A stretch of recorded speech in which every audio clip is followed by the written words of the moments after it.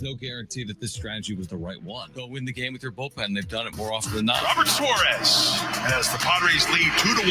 Last chance to dance for the Marlins. It's the strength of their team, so why would you run away or go away from the strength of your team? On the ground towards shortstop. Bogaerts will flip to second base. That's the ball game. Padres win. We know this bullpen's going to be the most used bullpen in the sport. Yeah. Maybe when it's all said and done. Now, time for John and Jim.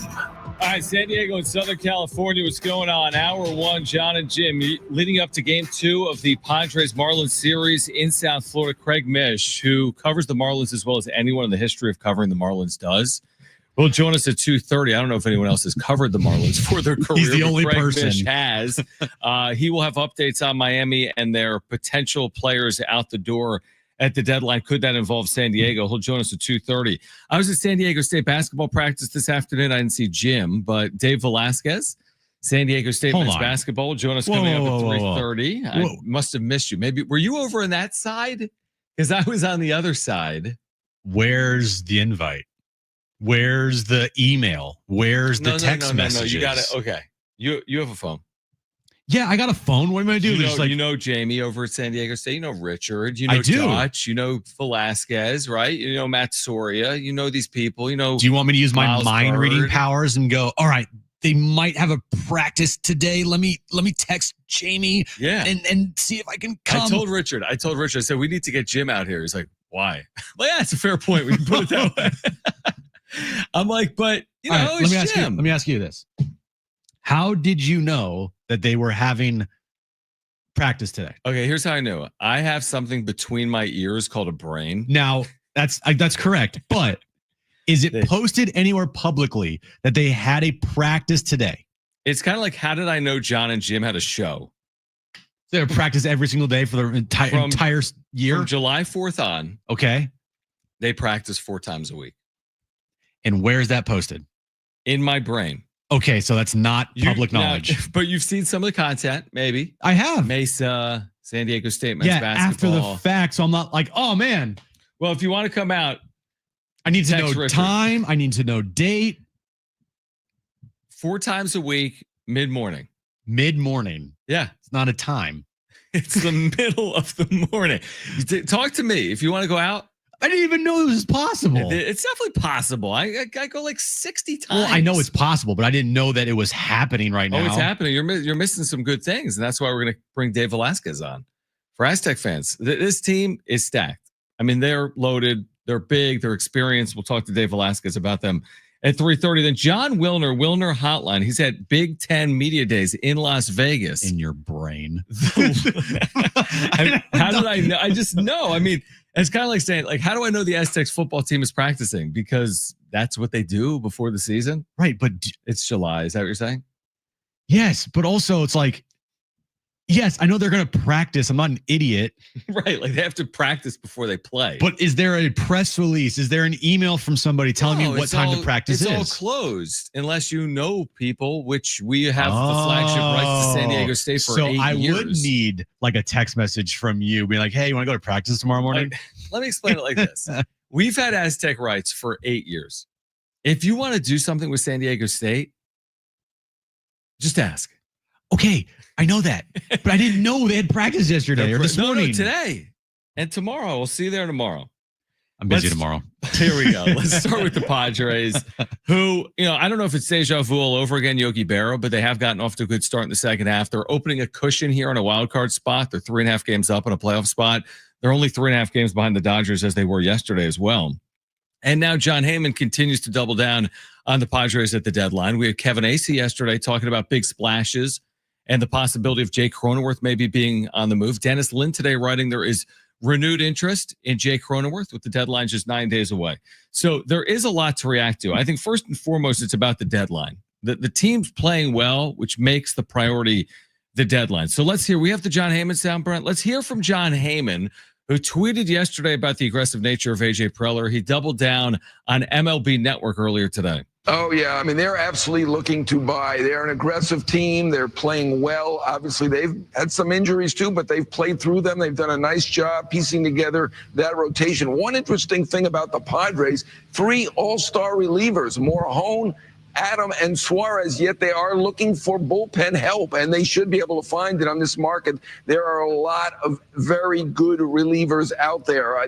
That is one of their priorities, believe it or not. I think they'll look at starting pitching. I think they'll look at catcher, though there aren't a ton of great catchers out there. And right now, Maldonado's doing a very nice job with that pitching staff. They are looking for a bat, so I think they are going to look at left field. Certainly, they've been on Jarren Duran at least since May, probably for more than a year. They love the guy, but at this point, I would say that's probably a long shot. We know Boston has a glut in the outfield, but I think they probably hold a Duran. If he is traded, it'll be a surprise if it's anybody but the Padres.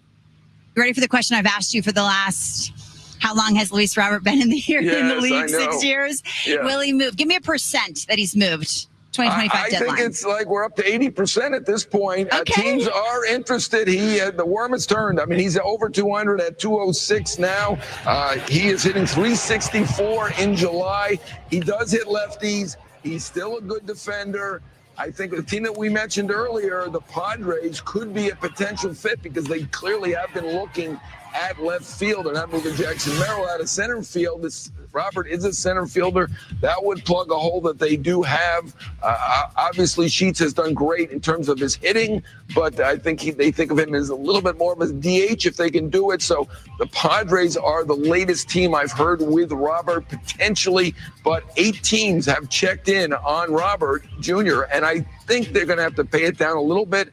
But teams know that they're not going to pick up that $20 million option for next, no matter how hot he gets. I don't believe they're going to pick up that $20 million option. So, I mean, they're doing well now. They've improved. They've done a nice job. But I think it's time that Luis Robert Jr. does get traded before we talk about it anymore. I mean this in the nicest way possible. AJ Preller is an absolute psychopath. He is in on everybody. Yeah, I like it that way. I do too. Give me more. Give me more rumors. Give me more trade possibilities. Give me it all. It's weird hearing John Heyman go, look, the way the Red Sox are playing right now, I don't see Duran being traded. But if you were to be traded, I don't envision him being traded anywhere other than to San Diego. Like the only option. Right.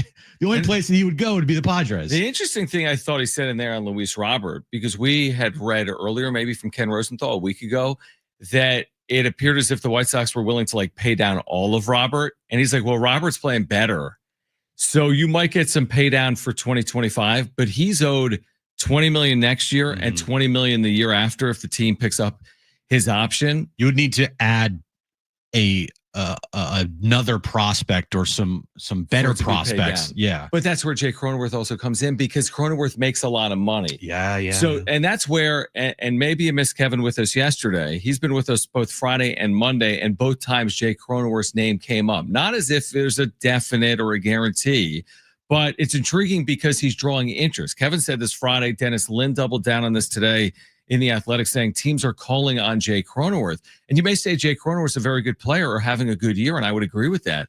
But in order to maybe add the payroll of a Luis Robert Jr., Duran next year is arbitration eligible. He's going to make a lot more than $3.85 million. In order to add salary, we went through this exercise last night on the wrap-up show. You're going to have to subtract salary. Like, there's going to be a point where the Padres can't just add and add and add. They've passed the second CBT threshold. Are they going to pass the third? At some point, they're going to need to look at their checkbook and see if the check's going to bounce or not. And that's where a player like JAKE Cronenworth, who makes money, might come into the equation. Their luxury tax number right now is a little over 262. The second tax threshold is 261. So they're just like a little over, and every dollar over these tax thresholds in the CBT, you get taxed on it, right? So if you are $290 million luxury tax payroll, you're in like the third tier of being taxed. The next tier after 261 is 281, right? So they're about $19 million until the third luxury tax threshold.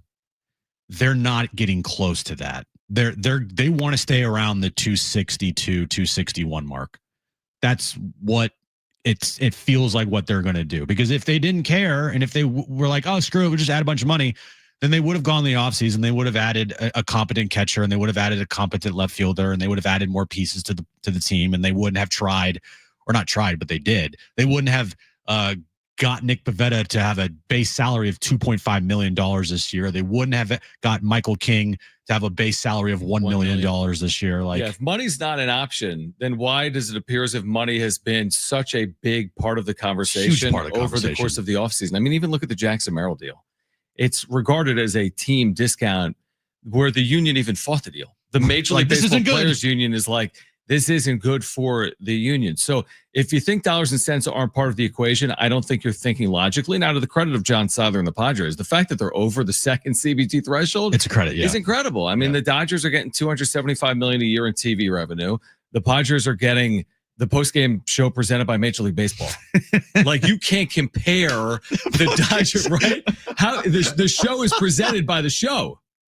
Hey, it's the Padres postgame show presented by Major League Baseball. They're not cutting them a check. It's not presented by MasterCard. You don't think so? Right. I'm not even going to say what I was going to say. It is. I hate to be, caller Dave, who's like, they don't have their TV revenue. They don't have their TV revenue. Speaking of, no, I was kidding. They don't have their TV revenue. So it's a credit that they're spending $262 million. What they're doing is they're taking the money that they're getting at the gate, there's merchandise and sales and everything, ticket sales and all that stuff, and they're putting it right back into the team. They have to be. There's no other way to look at it. There's no other way to do it. And that is what you'd want as a fan. The money that the team makes, you want them to put that back in the team. It has to all be going in. I kid you not. How could they be making more than that?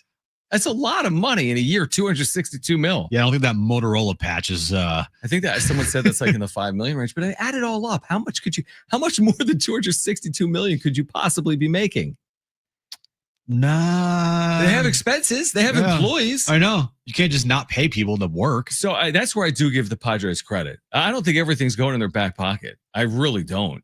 But I also think there comes a point where it's like, we don't have any more money. And this is why, and you'll hear Kevin Acee on the other side with us yesterday talking about this exact scenario, right? Where he mentions, I wouldn't be completely shocked if a big shakeup is coming because of what we just mentioned. They need to take the money they have and reallocate it here and then move it around here so they make everything fit inside this puzzle. And one of the players that a lot of teams are calling on, according to reports, who's making a good amount of money, who would fit the criteria of a player that they can move to move out money to bring money back in, would be JAKE Cronenworth. And I know a lot of fans would not like that at all. That would not be received well. The only way it would be received well is if the team on the other side would win. Completely. Because if they would win, there's no complaining. But if they don't, then it's complaining. Yeah. All right, let's hear from Kevin Acee with us yesterday on the other side. And then coming up at 2:30, Craig Mish, Sports Grid, covers the Marlins. He will join us at 2:30. What are they going to do at the deadline? They're selling, but what players are most likely to be moved by the Marlins over the course of the next week? Don't go anywhere. John and Jim, by the way, we have STFC tickets to give away. We'll tell you how to win those coming up as well. John and Jim, San Diego Sports 760 live on the iHeartRadio app.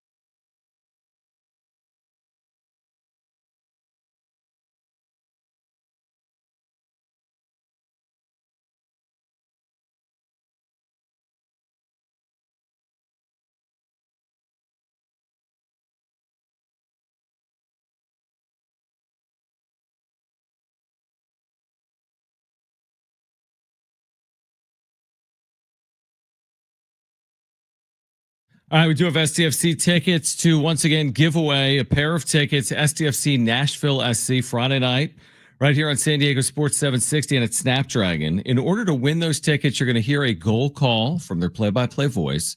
Then you'll have 5 minutes to open the iHeartRadio app, search for 760, click on the red talkback mic. Tell us your favorite STFC player. Can be anyone.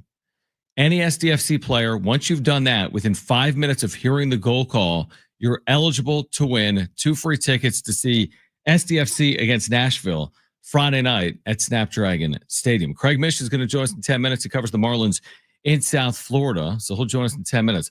Kevin AC yesterday was with us. Let's hear what he had to say about the Padres at the deadline.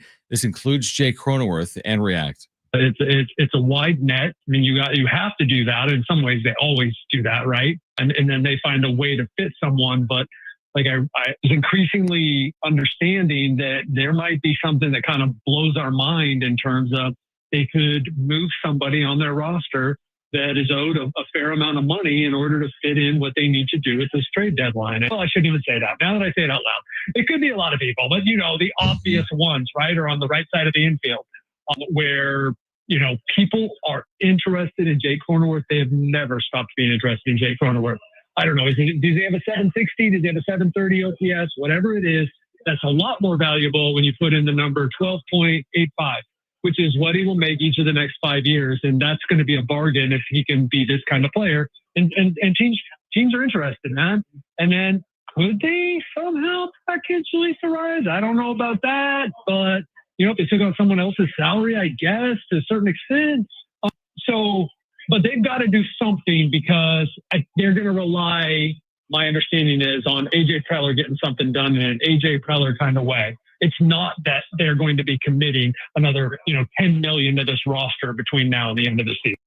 So I think we can all see here where this could be potentially going, with Kevin telling us that multiple times last week and yesterday. This morning, Dennis putting on in his article kind of the same sentiment that the Padres potentially might move off of a guy like JAKE Cronenworth because he has the most value at major league level that also has the most money attached that they could possibly trade to free up some room to bring back some pieces that would fill out the other holes on your roster that you need.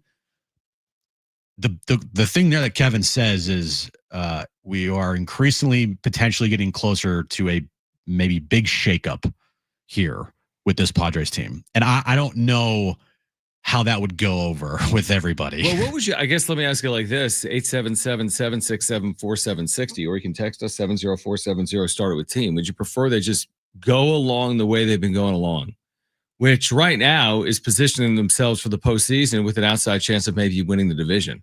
Would you prefer a minimal shakeup because they have the pieces in place to get to the postseason and potentially win? Or would you roll your dice on a higher ceiling, but maybe it lowers your floor? I mean, when you start making changes where you're impacting 6, 7, 8 players on your roster, you have no idea what the other side of that is going to look like. So I think it's safer, maybe the status quo, but I don't think AJ Preller's ever been kind of the safe kind of GM. He's always thinking about tinkering and potentially putting his team in a position where they can win at a higher level. I think you could make an argument both ways. I think if they had a minimal shakeup, I could certainly sell you on it. And I think if they did something a little more outside the box and moved JAKE Cronenworth or moved Luis Ariz and brought in Luis Robert Jr. or Jarren Duran or a catcher or a starting pitcher and so on and so forth, I can sell you down that path as well. I think they might be in decent shape either way at 55-45 and 3.5 games up in a playoff spot. We discussed this last night. Is the team as it's constructed right now good enough to make the postseason? It appears to be. I think the answer is yes. They're 3.5 games up on the final wild card spot. They're playing much better baseball. They're 10 games over 500 with this team, with Trenton Brooks and Bryce Johnson and Maldonado and Diaz and Tyler Wade being completely MIA. Like, they are 10 games over 500 with still all the holes that they have on this team on the bench, at catcher, DH, a right-handed bat, back into the rotation. Like, they're a playoff team. I think this team, if they just went status quo the rest of the year, and how their schedule lightens up in September, and how They're really good against bad teams. They play a lot of bad teams in September. I think they could make the playoffs without any moves being made. Right. But that's not the goal. The goal is not just to make the postseason. It's about putting together a team that could not only make the postseason, but make a run in the postseason to an eventual World Series. Is this team as it's constructed right now?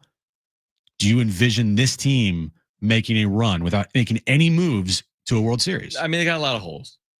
I agree with the overall sentiment that it seems more likely the path to a World Series is addressing some of your needs. Mm-hmm. Like, I would agree with that. I don't think I don't know what chances it gives you that are better than your current chances by doing the full mix up. Like, I think if you make moves at the deadline, are you now a better team than the LA Dodgers in a 5 or 7 game series? Are you a favorite? But maybe you're more likely than you are currently to win that series. I get your point's valid. I mean, I think they have holes, and it's unlikely they win 3 postseason series as currently constructed in the National League. Not impossible. It's just unlikely. Can they improve their chances by making moves at the deadline? Probably. But to what extent? And what's the cost of making those moves? Yeah, because last year at this time, when they traded for Tanner Scott, and Jason Adam, and Hoeing, and Martin Perez, did we think at that time this team's going to be a World Series favorite here? No, not really. We thought, oh, this team's better. They upgraded in areas that needed upgrading, bullpen, starting pitching, and all the moves that AJ made last year worked. Every single one. Yep. And by the time we got to September, late September and October, we get into that Dodgers series. I mean, they're the favorites to win the World Series. Yeah, they were. So, whatever moves they make at the deadline, we won't know how they truly pan out until they pan out, until we get to September and October. Like, this team as is constructed right now, if they didn't make any moves, maybe they do get super hot. And by the end of September and we go to October, maybe they're one of the favorites to win the World Series. But we just don't know that. It's always like, all right, we need to make some moves to upgrade this team, and we'll see how they work out. No matter what, I know this. If they're in the postseason and the Dodgers are in the postseason, the Dodgers will be favored over the Padres in that scenario, but that doesn't mean it's impossible. Just use 2022 as an example. We'll have to get to Patrick on the other side of our conversation with Craig Mish. Patrick, you can stay on the line, or you can give us a call back in about 15 minutes. But Craig Mish covers the Marlins. A number of Marlins could be on the move, including their starting pitcher tonight, who's had a terrific year, the 27-year-old Edward Cabrera. We'll catch up with Craig Mish on the other side. This is John and Jim, San Diego Sports 760, live on the iHeartRadio app.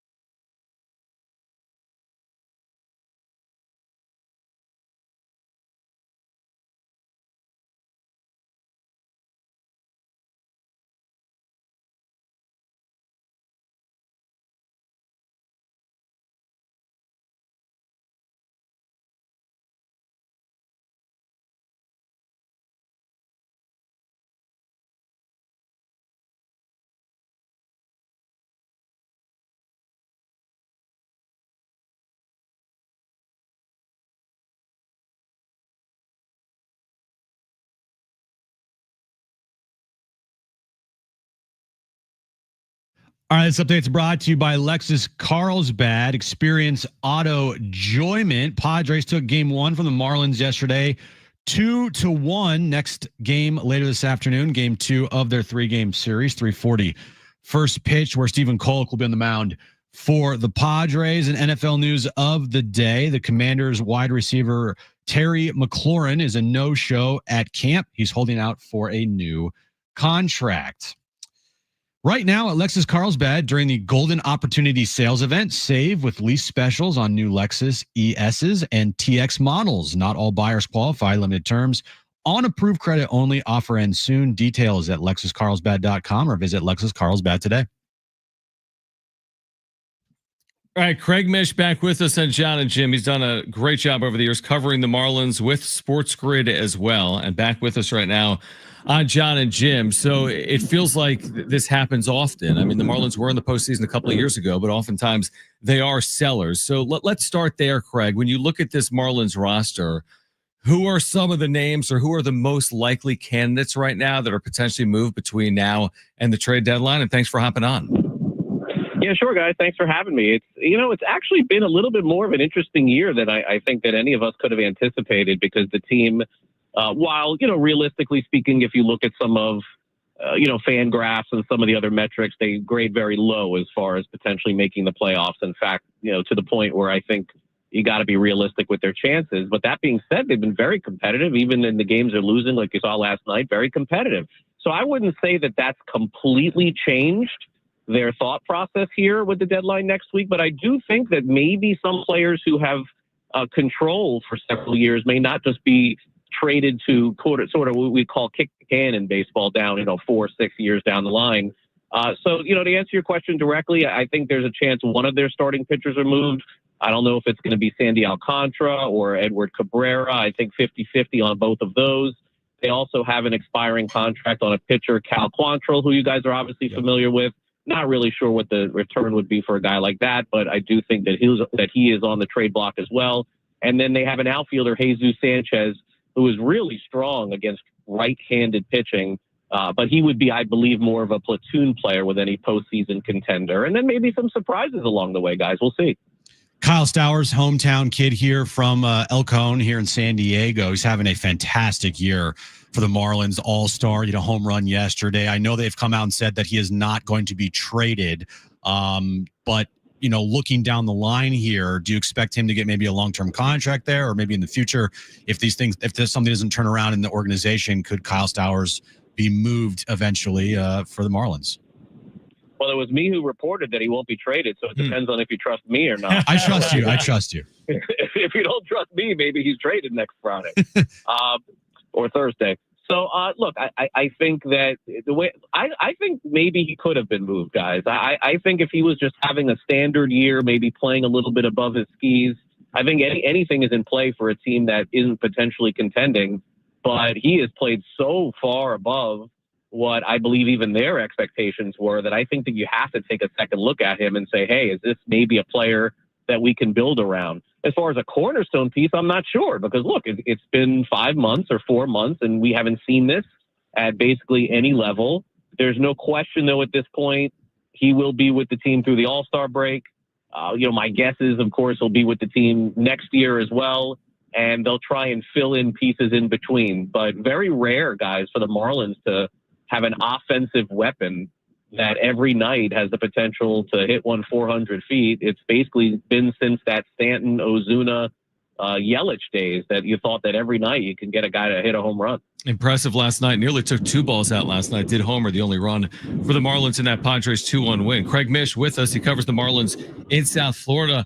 What is the ask here on Sandy Alcantara, who's got the Cy Young, but coming off Tommy John? Obviously, the year speaks for itself just in terms of sheer numbers. I know he's under control as well next year. So what are they going to be able to get if he does, in fact, move? That's impossible for me to answer because I don't know the landscape as to what you would be looking at for a pitcher that you may not have confidence can turn it around this year. It would honestly, guys, I think it would be with a team that may win this year or may not, but potentially seizing the opportunity that they see something that could harness what he's done in the past. Because Look, I've known Sandy longer than maybe just about anybody in the media. I'm going on, 9 years with him with the Cardinals. This is the first time ever that I've seen him pitch that I just can't seem to figure out what's going on. And so I'm not even sure that he knows. So I've seen this in the past with players where change of scenery, new eyes, new ears, new voice, and, new metrics can sort of fix somebody. I have all the confidence that this guy is going to get back to who he was. But guys, how can I tell you that if any team was to make a trade for him right now, that he immediately would go back to being the guy he was? That's the risk that you're taking. So to me, it's more of a future deal than it is a present. Yeah, just to Cy Young a couple years ago, and this year, his numbers, they're not good. When you watch him, what are things that he's doing that you talked about? Like, you'd never seen him pitch like this before in your life. Like, what are some things that you're seeing from him that are just uncharacteristic of a Sandy Alcantara? Without a doubt, less confidence. Without a doubt, less confidence. I still do think he's attacking the zone, but I don't think that he has the same confidence in some of his pitches. I've seen him change his arsenal now a couple different times, using some pitches more than others. After the first few starts of the season, they went away from him using the pitch comm. Then there was something, guys, where something I had heard is that it was the pitch clock, where he was releasing the ball too quickly on the pitch clock, releasing it at 16, 17, as opposed to, taking that deep breath in and releasing it at 3 or 4. Honestly, I haven't seen anything that's been definitive. And given the fact that the best coaching that I have in pitching is watching my son and telling him what to do at age 12, or 13 now, I can't really tell you what the deal is. It's going to have to come from somebody smarter than me. Craig Mish with us right now. He covers the Marlins Padres. Marlins game 2 coming up in about an hour or so. It'll be Edward Cabrera, who seemingly, just looking at some of the numbers, Craig, and you know better than I do, but it looks like he's just kind of put it all together now. In his age 27 season, has put together a productive year. I know he's controllable as well, arbitration eligible guy, but controllable for multiple years. Maybe among all the players we've discussed, he could have the highest return for the Marlins, right? Based on the way he's pitching. Yeah, I think so. Again, it would have to be a team that believes in him. The one thing that I've learned, guys, in covering the game that I find the most fascinating in speaking to other organizations and GMs and scouts is they all know the players. You would think, that's like funny, but no, they really do. The advanced scouting in Major League Baseball, I think, is better than in any sport, NBA, NFL, NHL. And so they all know, guys, the player that Cabrera was before this year. So again, you're taking a little bit of a risk. Is this the guy, or is it potentially the guy that we've seen in the past? Now, I would tell you that he doesn't look like the guy that we've seen in the past. This does look like he has put it all together.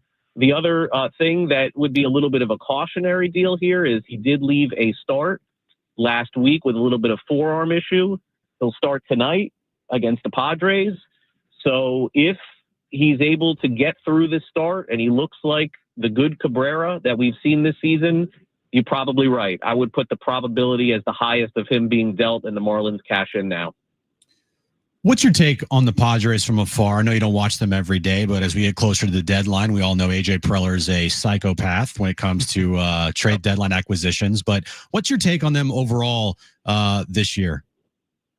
My take on them is, kind of the same as the Dodgers and some of these teams that have reinvented how to win games. You saw it last night, and I think you're going to continue to see it. Finding these guys who are all throwing different looks at you out of the bullpen, going out and getting bullpen pieces to throw the 6th, the 7th, the 8th. One guy throws 100. One guy's Jason Adam.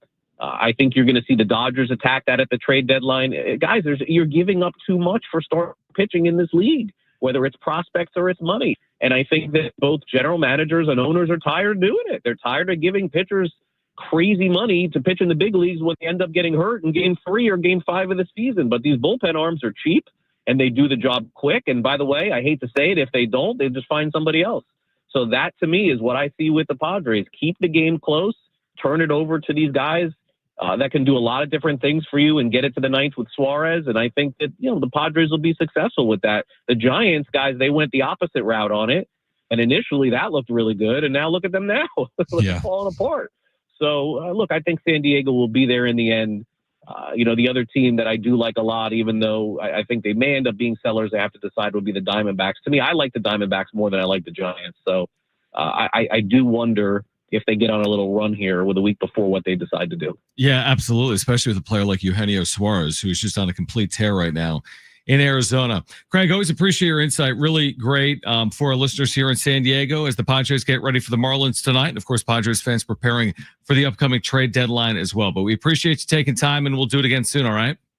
All right. Thanks for having me, guys. Thank you. Craig Mish, Sports Grid, covers the Marlins in South Florida. We're going to react to that on the other side. Dave Velasquez, San Diego State longtime men's basketball assistant, now under Brian Dutcher. He will join us coming up at 3:30. John Wilner, the Wilner Hotline, San Jose Mercury News, will join us coming up at 5:30 as well. We have SDFC tickets to give away today as well. Just getting started, getting you ready for Padres and Marlins. This is John and Jim on San Diego Sports 760.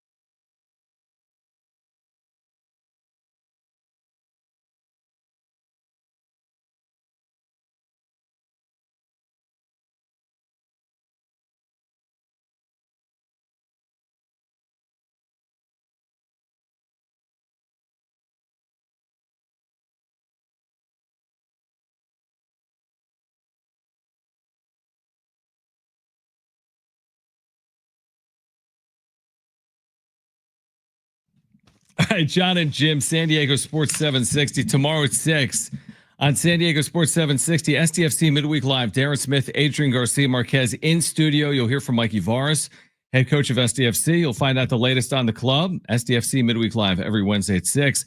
On your home for SDFC, San Diego Sports 760. Remember, we're giving away. Speaking of. Wow. On cue. All right, John, tell them what to do. Here's what I want our listeners to do right now, because this is, let's say you're looking for something to do this weekend, Friday night in San Diego, and you're a sports fan, because you're listening. Open the iHeart app right now. Search for San Diego Sports 760. Click on the little microphone. Leave us a talkback and tell us your favorite SDFC player. Maybe you've never seen SDFC. Look online. Find a player. Tell us your favorite SDFC player. If you do that within the next 5 minutes, you got about 4 minutes and 40 seconds, in fact, you'll be eligible to win a pair of tickets. We're announcing the winner of those tickets at 5:30. All you have to do is leave a talkback. Say Chucky Lozano. Say Andre Stryer.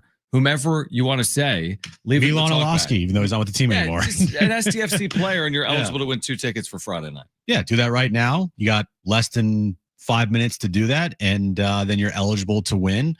By the way, if you win these tickets, we are going to have a San Diego Sports 760 tent set up there Friday night before the game. And if you go to our San Diego Sports 760 tent, you can enter to win a signed SDFC jersey at our booth. There'll be QR codes. There'll be everything that you need to know to figure out how to win this jersey. But if you're going to the game on Friday night, and you also want to enter to win a signed SDFC jersey. Yeah, it's incredible. Authentic team signed jersey, first place in the Western Conference, first ever team in the franchise's history. Chucky Lozano, international star. Yeah, there'll be cutouts to take pictures with. There'll be prizes to give away. And then, of course, the grand prize to enter to win is that signed SDFC jersey. Find the San Diego Sports 760 tent at the block party and go and enter to win. What do we always say? You'll thank us later, or whatever. You'll thank us. Wrap-up show. That's what I say. You always say that. Oh, you'll thank us later. 3 minutes right now. Open the app, search for 760, click on the talkback mic, tell us your favorite SDFC player. You're automatically eligible to win 2 free tickets for Friday night at Snapdragon Stadium. We'll announce the winner coming up at 5:30. Dave Velasquez, San Diego State men's basketball at 3:30. John Wilner live from Big Ten Media Days in Las Vegas. That's all you need to know about the state of college athletics. He will join us coming up at 5:30. I found that pretty interesting from Craig Mish. I mean, Sandy Alcantara is the big name, Jim. If you look at any of these trade deadline lists, he's a top 5 player on these lists, but he's had like a bottom 5 year. He's got a 7.14 ERA. He's scheduled to pitch tomorrow for the Marlins against the Padres. He's won a Cy Young. Is he auditioning tomorrow? I mean, the Marlins probably wish he looked like Sandy Alcantara. Because if he doesn't, what are you getting back for him? Are you really trading a pitcher with an 8 ERA and getting a sizable return? If Jim Bowden was the GM of the Padres, he would have traded Leo DeVries and Ethan Salas already. Would you have any interest in this player who won a Cy Young, who can only go up from here? Would you buy low? He's under control for 2026. Project for 2025. Know you got rotation changes coming with Cease and King, and buy low on this player. Yes. But you wouldn't buy high. No.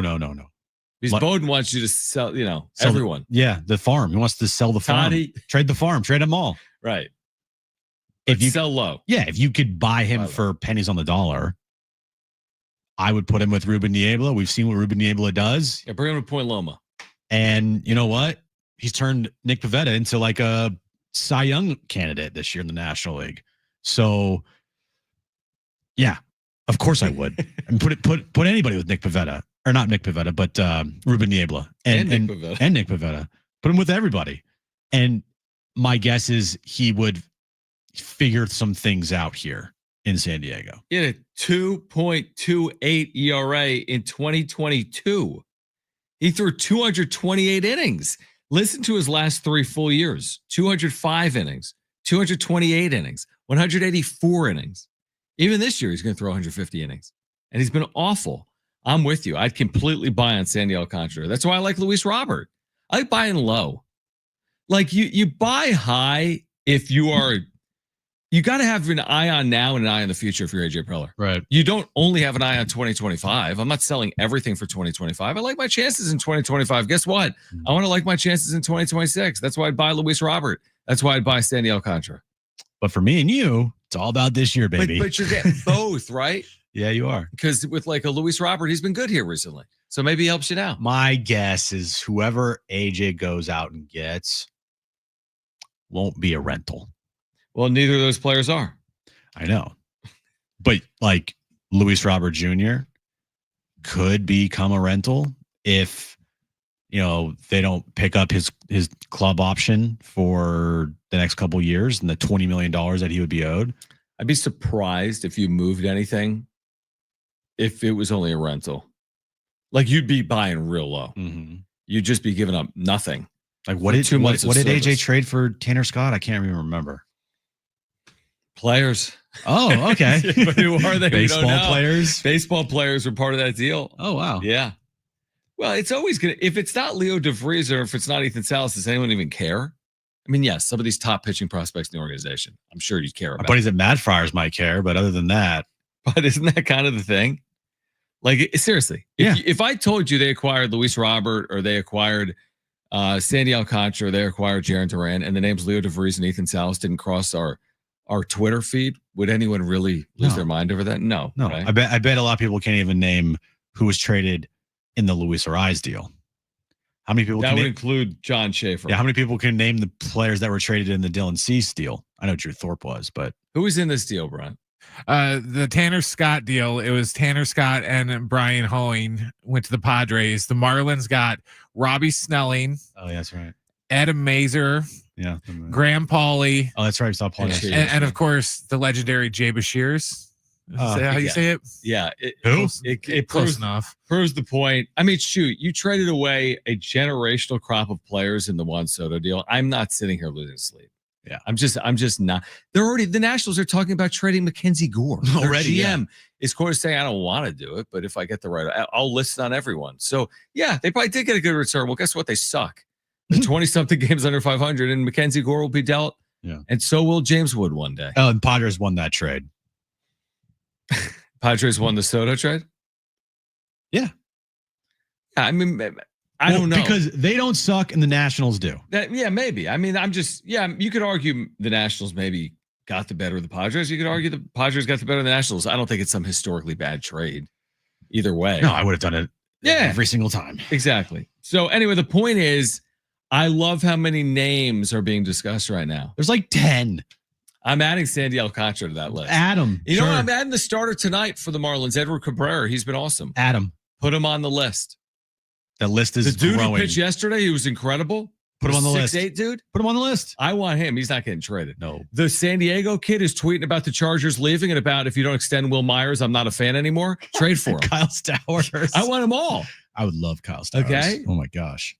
Kyle Stowers, but Craig Mish is saying he's not going anywhere, and he probably shouldn't. He's under control for 5 years. It's like you got somebody that actually has turned into something. You want to keep them if you're trying to keep your job too. Can't just keep trading away guys that are coming up and becoming good players. Right. Like, oh, he's a good player now. We have under team control for 6 more years. That's actually trading. Gotta go. Exactly. All right. More on the Padres at the deadline on the other side, including what Dennis Lynn wrote today in The Athletic. Dave Velasquez, San Diego State men's basketball assistant. He'll join us live at 3:30. John Wilner from the Wilner Hotline and the Mercury News will join us at 5:30 from Big Ten Media Days in Las Vegas. We're getting you ready for Padres and Fish coming up later within the hour. This is John and Jim, San Diego Sports 760, live on the iHeartRadio app.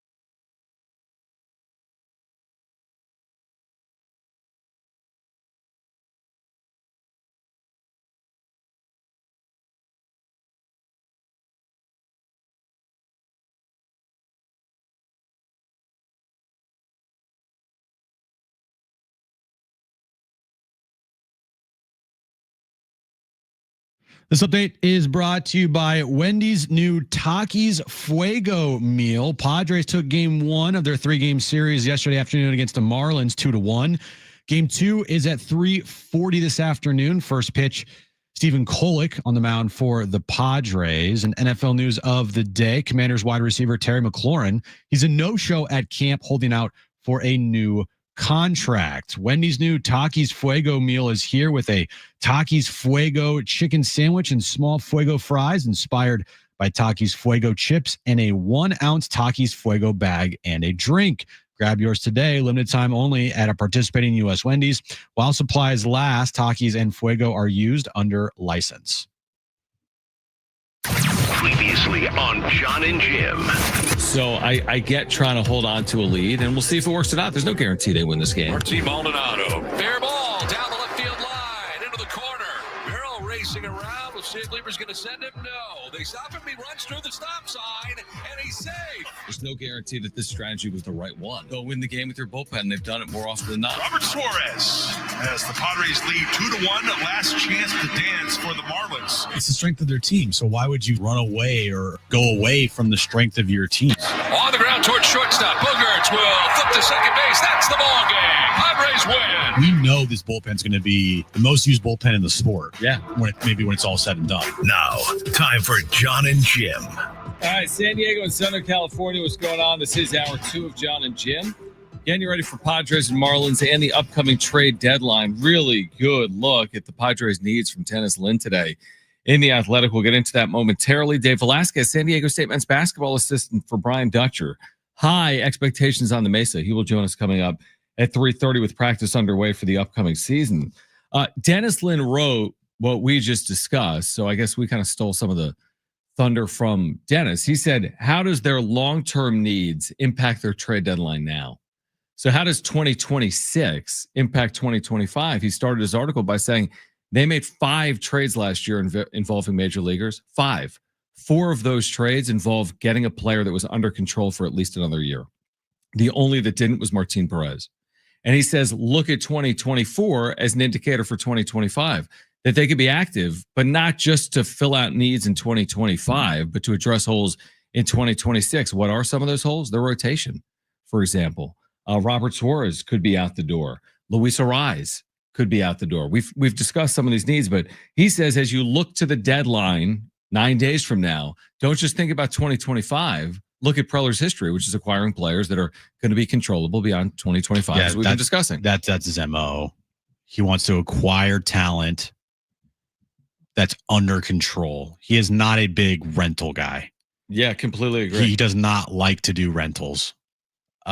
Over the course of the last 5 years, I would say 95% of the trades he's made and moves he's made, like trade wise, are for controllable pieces. Are for controllable pieces, not signing players, but trading for players. They are controllable pieces. I think the only players that come to mind that weren't controllable, Tanner Scott, Rich Hill. It's been like those the Mitch Garrett Moreland Cooper types. There's been some guys. Josh Bell, did you say? Josh Bell. There's been a few. When you put it that way, it's probably not 95%, but it's probably like 80%. Well, okay. Darvish, Snell, Musgrove, Cease, Arraez, King, Adam, Hoeing. Yeah, it's probably Soto. 4 out of every 5 for a controllable player. Yeah, so something like that. More often than not, he goes out and he tries to get players that are controllable. At least names and players that have a big role in the team. Yeah. I mean, he writes, by the way, we were just talking about Sandy Alcantara. He says, might Preller be bold enough to say, he said, would anyone feel confident completely ruling out the Padres on a rental starter like Zach Littell or a former Cy Young Award winner in Sandy Alcantara? Might Preller be bold enough to say pursue Athletics closer Mason Miller and turn him into a starter for 2026? That's what Dennis is writing. Because what Preller is thinking is atypical from other GMs in the sport. Plus, at some point, the reason the creativity has to exist is like they've spent a lot of money and they're not getting a lot of like payroll relief. You could say, well, you're getting relief on, King or Arraez or Cease, but how are you backfilling? Covering Preller is so fun because you could say anything about the trade deadline. You could be right. And you could be right. It's not that crazy to say it. Hey, let's go trade for Mason Miller and turn him into a starter. Yeah. Like, because he's been really good as a reliever. Hey, we got to trade Jake Cronenworth to make a move Mason Miller a starter. to get Mason Miller and Jarren Duran. Right. Like, huh? Like it is just every possible scenario you could imagine, and you write it down on paper, you say it out of your mouth. It's like, well, it's not that far-fetched because it's AJ Preller. Every conversation at the trade deadline about, who the Padres could go after, and even if it's crazy, as long as you end it with, well, it's AJ Preller, it's not that crazy. I mean, we've had Kevin on 3 times a week for months on end at this point. And how many times has he said in the 3 times a week and months on end, this is the belief, but we are talking about AJ Preller. It's AJ Preller. I mean, he writes that, and he's right. And Dennis Lynn writes it, and I'm sure AJ Castleval has written it, and I know we've said it. And you're right. You can't be that foolish when you propose something when AJ Preller is the general manager of the team you're covering, because he's done some things that are truly unconventional, and it's not that crazy to think that he could do it again. Like, I don't even know who the GM for the Pirates is, but nobody in Pittsburgh or whoever covers the Pirates are talking about, well, they could trade this player. Maybe they might trade Paul Skeens, or like, no, there's no, the creativity is not there when it comes to other teams. As far as Padres creativity goes, it's every which direction. Like, okay, do this, you could do this, could do this, could do this, could do this. And like everything feels like it's on the table. Yeah. The thing to me that would remain the big surprise, the surprise to me is the stand pat minimal change. He won't. I mean, it feels safe. You could almost make the case it feels wise considering how they're playing. What are they? 10-5 in the last 15 games, 9-5 now in the last 14 games. Like 619 earlier texted in. He says, I'm on team minimal additions. So that's interesting because I think most people are like, you only live once. It's Preller. Let's go all out. Let's go out with a bang. I kind of prefer that way. And every time they do that, every time, like, man, they're all in, but they're not all in because the next year they're good again. Like, look at the last 5 or 6 years. They've stayed in the conversation. There's been no rebuild. I say, if you go all in again with AJ Preller, are they really going to be in rebuild mode in 2026? I say no. They'll be competitive again. They're always in retool mode. Maybe retool, yeah. Yeah. How much would it cost to buy a new cord for you for that camera right now? Like $5? Well, no, it actually would be free since you have one in your bag. You're not. Oh, using. I do. I gave it to you. So as opposed to, do you want it? Complaining. No, well, I don't. I could give it to you. Just have the cord that sucks, and maybe it could fix things. I don't think it's the cord. Really? What do you think it is? The computer. Want to buy me a computer? Buy a new computer. Didn't you just buy that Your computer? Your computer sucks. My computer sucks, and yet it always works. There's nothing wrong with this computer. Always is very, might be pushing it. Everything is fine. Okay. Everything is fine. I'm back. Everything is awesome. Everything is awesome. Was that from the Lego movie? Yes, good job. Jones. Did you watch it though? You liked it though? No, I haven't watched it. Are you kidding? Why would I watch a movie about Lego? I don't even watch real movies about real things. That's true. Like, what could possibly happen? Oh, the Lego saves the world. Who cares? It's Lego. Well, you saved Grow up. You saved the Lego world. Grow up, Legos. Why are you yelling at me? Jones is over Legos though. He's kind of got, like, we have 50,000 Legos. Like, I'm not really into Legos. I'm like, well, now he's into cards. Congratulations. We spent 10 grand on these Legos. Well, you're going to spend 10 grand on cards. Correct. But and he had me look up today. We went to a card show, me, you, and Jones. Someone gave him, because he's a 6-year-old. I'm like, it's his first card show. And they just start giving him things. Yeah. Someone's like, here's a Kobe Mayo Orioles prospect autograph card. Oh, Kobe Mayo. And we're like, okay. So this morning he's like, how much is it worth? I'm like, nothing. He wouldn't stop bothering me though. He's like, look on the internet, look it up. Last 3 sales between $70 and $80. I'm like, we are selling this Kobe Mayo card that was given to you for free at a San Diego card show. Anyway, what were we talking about? We were talking about dodgeball. No, we were talking about Preller. Yes, I know. We were talking about Preller, and we're talking about what Dennis Lynn wrote. And it's worth the read because it talks about it like shows who's under control beyond 2025 and who isn't. And that's what makes it interesting. Because it is every year you're saying, all right, go all in, go all in, go all in. But, AJ always, he makes moves that aren't just about the 1 year. Going all in is like, all right, we're trading DeVries and Salas, and we're going and getting guys that are like purely rentals. You know, like that to me is like all in. Yep. I agree with that. They go all in while also maintaining these players and then retooling right away. Like you're hedging a little bit. Yeah. You're not truly, like, when you think about it from the poker analogy, they've never been all in. They've never traded everything away for a 1 year run at a title. Right. Like, what year have the Padres in recent memory under AJ Preller gone all in to the point where next year they turn into the 1998 Marlins? Right, the team after the World Series, the teardown. Yeah. And but John, they traded everything for Juan Soto. Yeah, but they had him under control for 2.5 years. We didn't know they would trade him. And they were one of the best teams in baseball last year, and this year, they're trending in the right direction. Yeah, definitely. And they had 5 All-Stars. It's never been a complete get rich or go broke. No, that's because they have Manny Machado and Fernando Tatis Jr. and Merrill long term. They have guys here that have been here long term that are the core of your team. Right. JAKE Cronenworth, who might get traded. You've had pieces of your core that you build around. And that's always a good thing to have. When you have Manny Machado on your team, you build around Manny, and that's what AJ's done. And you have Tatis under long term and Merrill under long term now. Bogarts. I mean, Sheets is here for multiple years. I think he's under control for at least the next 3 years. Yeah. I mean, Bogarts, whether you like it or not, is under control. I mean, they really did. They just said, here's our lineup. Let's lock it up. Like, if you think about that, I mean, that's the $1 billion investment. The $1 billion investment has been in their lineup. Yeah. The top 5 in their lineup are making $1.1 billion. So it goes back to what Craig Mish just told us. He covers the Marlins. He's like, the Padres have done it kind of like opposite what other teams have done. Like, when you spend all your money on pitching, you're a pitch away from that pitcher never impacting you ever again. And yes, they've spent money on starting pitching, but they've never doled out the $200 million deal. They've never done that, that crazy, like, think about some of the largest deals, Max Fried type deal. Yeah, they've never put the 200 in. They'll put 100 on Musgrove.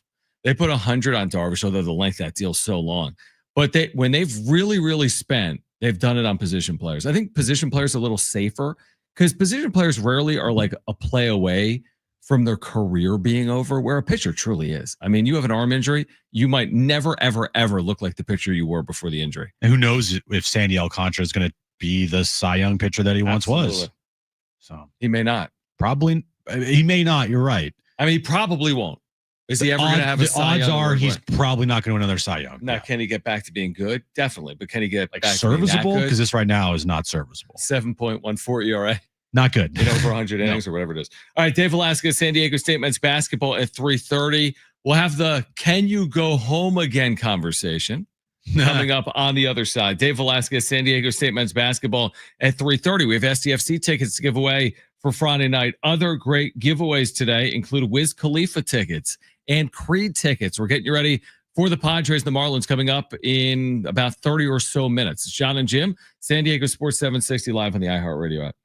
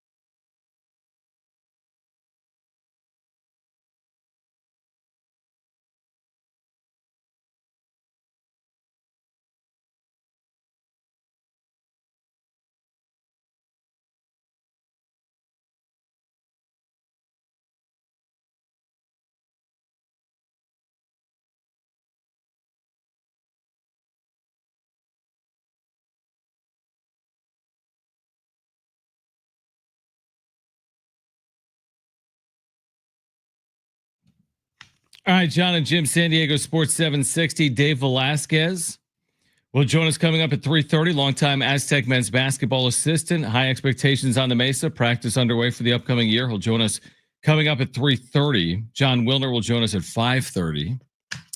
The Chargers. What about them? They're back, John. Well, they're literally back because they're practicing on campus at this very hour at the University of San Diego. Jim Harbaugh, in addressing the media this afternoon, is wearing a Toreros hat. Of course, he's the former head coach at USD. Mm-hmm. Paraphrasing, but along the lines of, it is great to be back. Jim Harbaugh said, I get it for him. I get it for him. In returning to the University of San Diego. He wasn't saying San Diego in general, but the Chargers are practicing today, and I believe tomorrow as well, in pads in San Diego, in what is a return of sorts for the organization for the first time in nearly a decade to the county. I know they've had some events and various interactions, maybe participating in Miramar before as well, but practicing today at USD. Jim Harbaugh, who coached at USD, back in San Diego, and the Chargers, at least for 24 or 48 hours, Jim, are here in San Diego County, getting ready for the upcoming year. Yeah, it just falls very flat with me. It just,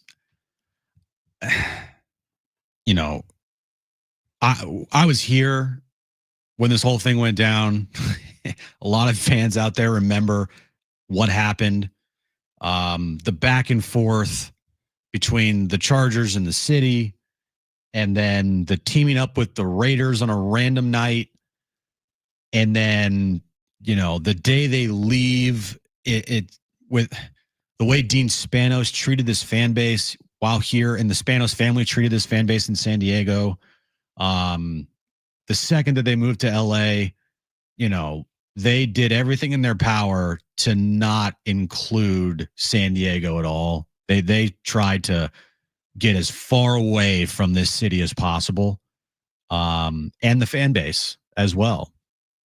So coming back to San Diego, the saying, time heals all wounds. I think this is a wound for a lot of fans, maybe not all fans, and I get it, okay? But for me, this is not a wound that will heal over time because of how I saw this organization treat this city and this fan base, especially Dean, especially his, kids. They treated this fan base like crap here, and then going to LA and doing essentially everything that they never did in San Diego in LA. When all the fans wanted was just, can we get a new video board at Qualcomm?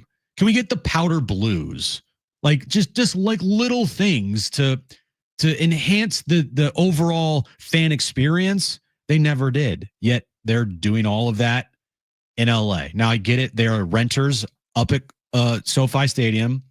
That is not by any means the doing of the brain of Dean Spanos. Dean Spanos, he was born on third base, thought he had a triple, and got lucky that Stan Kroenke was actually a visionary and could build that stadium, and got lucky that Stan asked him if he wanted to be a renter of that stadium. And for them to come back to San Diego and try to, regain that San Diego fan base that they said F you to 9 years ago, I think it falls incredibly flat. Yeah, it definitely falls on deaf ears. I mean, you're certainly never going to mean to San Diego what you meant to San Diego. So I don't even know truly what the goal is.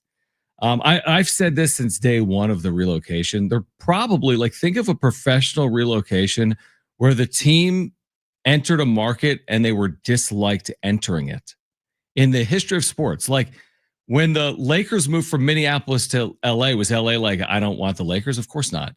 When the Brooklyn Dodgers moved to LA, did anyone in LA not want the Dodgers? Of course not. Think about all the moves in the history of sports. New Orleans Jazz to Utah. There's a zillion examples of this.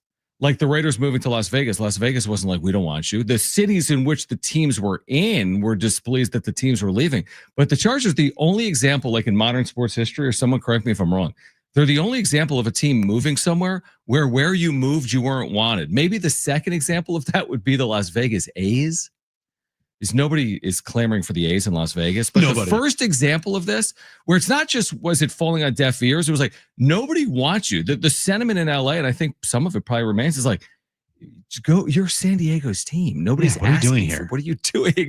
So that's the weirdest thing about it. I get relocation. I get business. I understand professional sports. Like if the Kansas City Chiefs tomorrow, it's a bad example. If the Jacksonville Jaguars move tomorrow to London, people in London would be excited. But when the San Diego Chargers moved to LA, nobody in LA was like, this is the moment I've been waiting for. Finally, the Chargers are in Los Angeles. That's the part of it that to make a decision solely about dollars and cents and not at all about any of the fans, that's the part of me that is like still remains unbelievable to this day. Especially going to a city where they are not the only NFL team. At the time, they were joining forces with another relocated team. Right. I mean, they had previously been there. They left. They came back. And, the Rams, they're the first team to win a championship, of the teams that relocated. Yep. They won a Super Bowl. So basically right away. Now, again, I don't think that Super Bowl has done much for them because every single game for the Rams and the Chargers is opposing teams, fans. Like if you watch a Rams-Niners game at SoFi, it's all red. Yeah. Exactly. All red. Now, like Seahawks fans don't travel as well as Niner fans, nor do Arizona Cardinals fans travel like Niners fans. But it's like the Packers. Still. It's or the Bears or the Eagles. You get a big brand in there. Steelers. You're going to see 80% of the opposing team's fan base. Yeah, not like the Rams are completely innocent, by the way, in this conversation, but just to localize it. I mean, the Chargers obviously is what everyone cares about. Well, the thing that they had to fall back on was there actually was a legit history of the Rams in LA. Yeah, no, true. But I mean, I 100%, but tell that to St. Louis. I know. I get it. I mean? Yeah. I trust me. I hate relocation. Yeah. It's not great because it's these billionaire owners becoming richer, being cheap and trying to become richer by moving the team and saying F you to the fan base. 100%. The fact that, the Chargers couldn't get a stadium built in San Diego. Yeah. If you want to blame like the city, we've talked about this. I think the people in charge, Kevin Faulkner, has a lot of blame for this. He was the former mayor of this town. So does Chargers ownership. That's where I was getting to. Yeah. But Chargers ownership equally, even more so, has blame for this whole thing because you're telling me that a billionaire, even though he's like a poor billionaire, if there's even such a thing, couldn't find a way to get this done. That just shows how stupid he was when it came to these things. Yeah, or that they wanted out, right? And then he wanted out. He wanted out. And the easiest way out was to get on his knees and follow Stan Kroenke to LA. All right, Dave Velasquez, San Diego State men's basketball will join us on the other side. We'll talk about the Aztecs practice underway for the upcoming season. Expectations maybe have never been higher on the Mesa. John Wilner at Big Ten Media Days with the latest in the Pac-12 and the Mountain West and college football playoff and everything else. But Dave Velasquez on the other side, we're still leading you up to Padres and Marlins as well. John and Jim, San Diego Sports 760 live on the iHeartRadio app.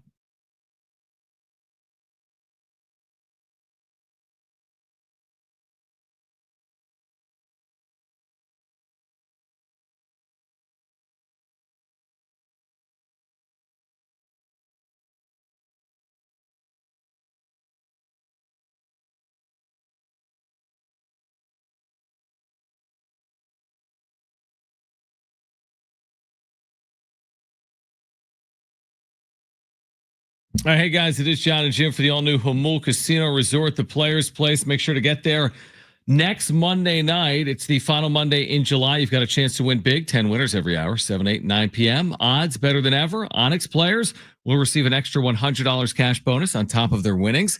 Plus, earn entries all month by playing. Get 2 times the entries on Tuesdays with at least $500 cash for all winners and a chance to win up to $50,000 in the big deal game. It's a promotion you're not going to want to miss. And get ready to elevate your gaming experience, guys, with their brand new casino app. Get 200,000 bonus coins when you sign up and enjoy real rewards with every in-app purchase. Just play online at playjamulcasino.com. That's playjamulcasino.com. Also, make sure to get to Lobster Brunch at Prime Cut every Sunday from 10:30 a.m. to 3:30 p.m. That's every Sunday. It's the perfect way to treat yourself to a Sunday well spent at the all-new Jamul Casino Resort, the Players Place.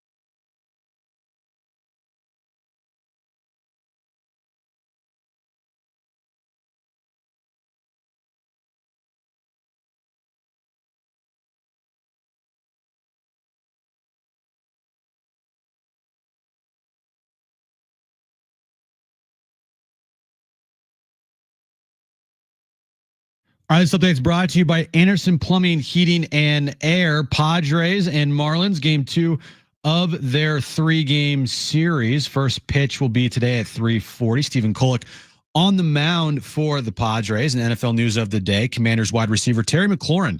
He's a no-show at camp. He's holding out for a new contract. It's a race to the rebate finish line. Homeowners are saving $500 instantly with Anderson Plumbing's water heater buyback program and qualifying for instant rebates. You better call before rebates run out. Book today at AndersonPHA.com. Nobody wows clients like they do. All right, practice underway for men's basketball on the Mesa. It will be here before we know it, early November. San Diego State back on the floor at Viejas Arena. Always great to connect with Dave Velasquez, San Diego State men's basketball assistant. Aztecs with high expectations once again, getting underway. Practice for the upcoming year. Appreciate it, Coach. Thanks for taking time with us here on John and Jim, San Diego Sports 760. Great seeing you earlier. For our listeners, what's it been like? You've been on the floor for the last couple of weeks with this new team, a lot of returning pieces, some new additions as well. What have the first few weeks of practice been like? It's been great. And I want, first of all, appreciate you having me on. But our guys have came back. They all came back in really good shape. This is our first time being as a team. It's not the first time we've seen them all summer, obviously. First time being on the floor together as a team. And it's amazing how much faster, how much more smooth things can be ran from a practice standpoint when you have so many returning guys. That's what coaches look for. You can move faster through getting the habits back, getting the fundamentals right, and then where you can move on and really get to the kind of the meat and potatoes of what we do and the foundation of what San Diego State basketball is. And we've had our new guys have picked up this stuff very quickly due to the fact that most of the returners, if not all of them, have really been out there for those reps over the past, 2, 3, 4 years, whatever it might be. So it's been good. It's been great so far. And we're hoping that we can continue to stay healthy as much as we can as we move forward through the summer. What's the feeling like knowing you have so many players from last year's team returning this year? That's always a hard question because you need the guys that are returning to make their own individual jumps, from whether it's freshman to sophomore to junior, or, let's use Miles Bird as an example. Last year was the first year he was a guy that, he went from being 6th, 7th on a scouting report to number 1 at times.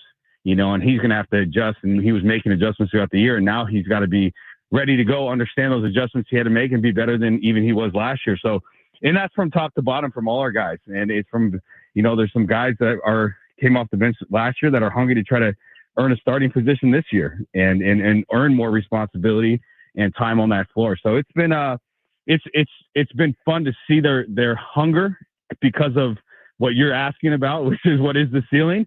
Obviously, we're incredibly optimistic with the team we have, the talent we have, the length we have on the floor, and honestly, the experience of having so many guys back and new guys. Dave Velasquez, longtime successful San Diego State men's basketball assistant, with us right now. John and Jim, San Diego Sports 760. I know people have to ask you about this because you have so much depth, and it's still only the summer. But what would you say when you're asked, is this the deepest team in San Diego State men's basketball history, or will that play out over the next 6 or 8 months? It will play out, and I do think that it will be a really big strength of ours. Mm-hmm. Especially as you go through a season, and you're gonna go. There's gonna be hiccups. There's gonna be times where guys go down with hopefully all minor injuries, whether it's a rolled ankle, whether it's a shoulder issue, which we had last year a couple of times, where guys are going to be able to step up and be able to rely on that bench and that depth. And when they all are healthy, we're going to have some hard decisions to make as a coaching staff. And we're going to have to probably play more guys than we usually do because the talent on this team is really deep and it's deep at a lot of positions. And especially if, like I said, if healthy, right now we're continuing to get Magoon Guaf back and get him ready to go. And then, Reese Waters is, we're being very cautious with his development. He looks great, but we're still holding out on some of the live stuff as much as we go through this summer. So, and that has nothing to do with his foot. It's just kind of just making sure that Reese is going to be ready to go when the time matters the most, which is, it's not in July. You don't win You don't win a conference championship in July. It's helpful. It's a great part of your foundation of how to get there, to get to the end goal, but you don't do it in July. You do that as the season approaches. Yeah. How is Magoon looking? How is he progressing? And word is he's put on a little bit of muscle this offseason so far.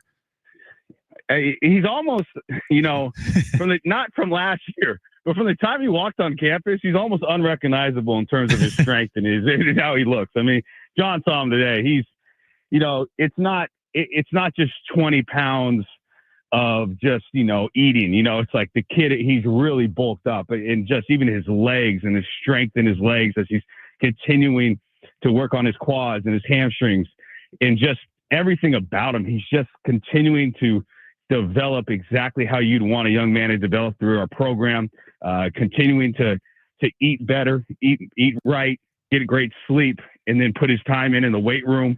He's been awesome so far this summer in the weight room, and his ability to focus without being 100% healthy, with having the brace on that knee, but have a focus to wake up every day and continue to take care of the body his way he's had. Is, if you had to ask me, what would you want from Magoon back in April, I would say exactly what we've got now in July.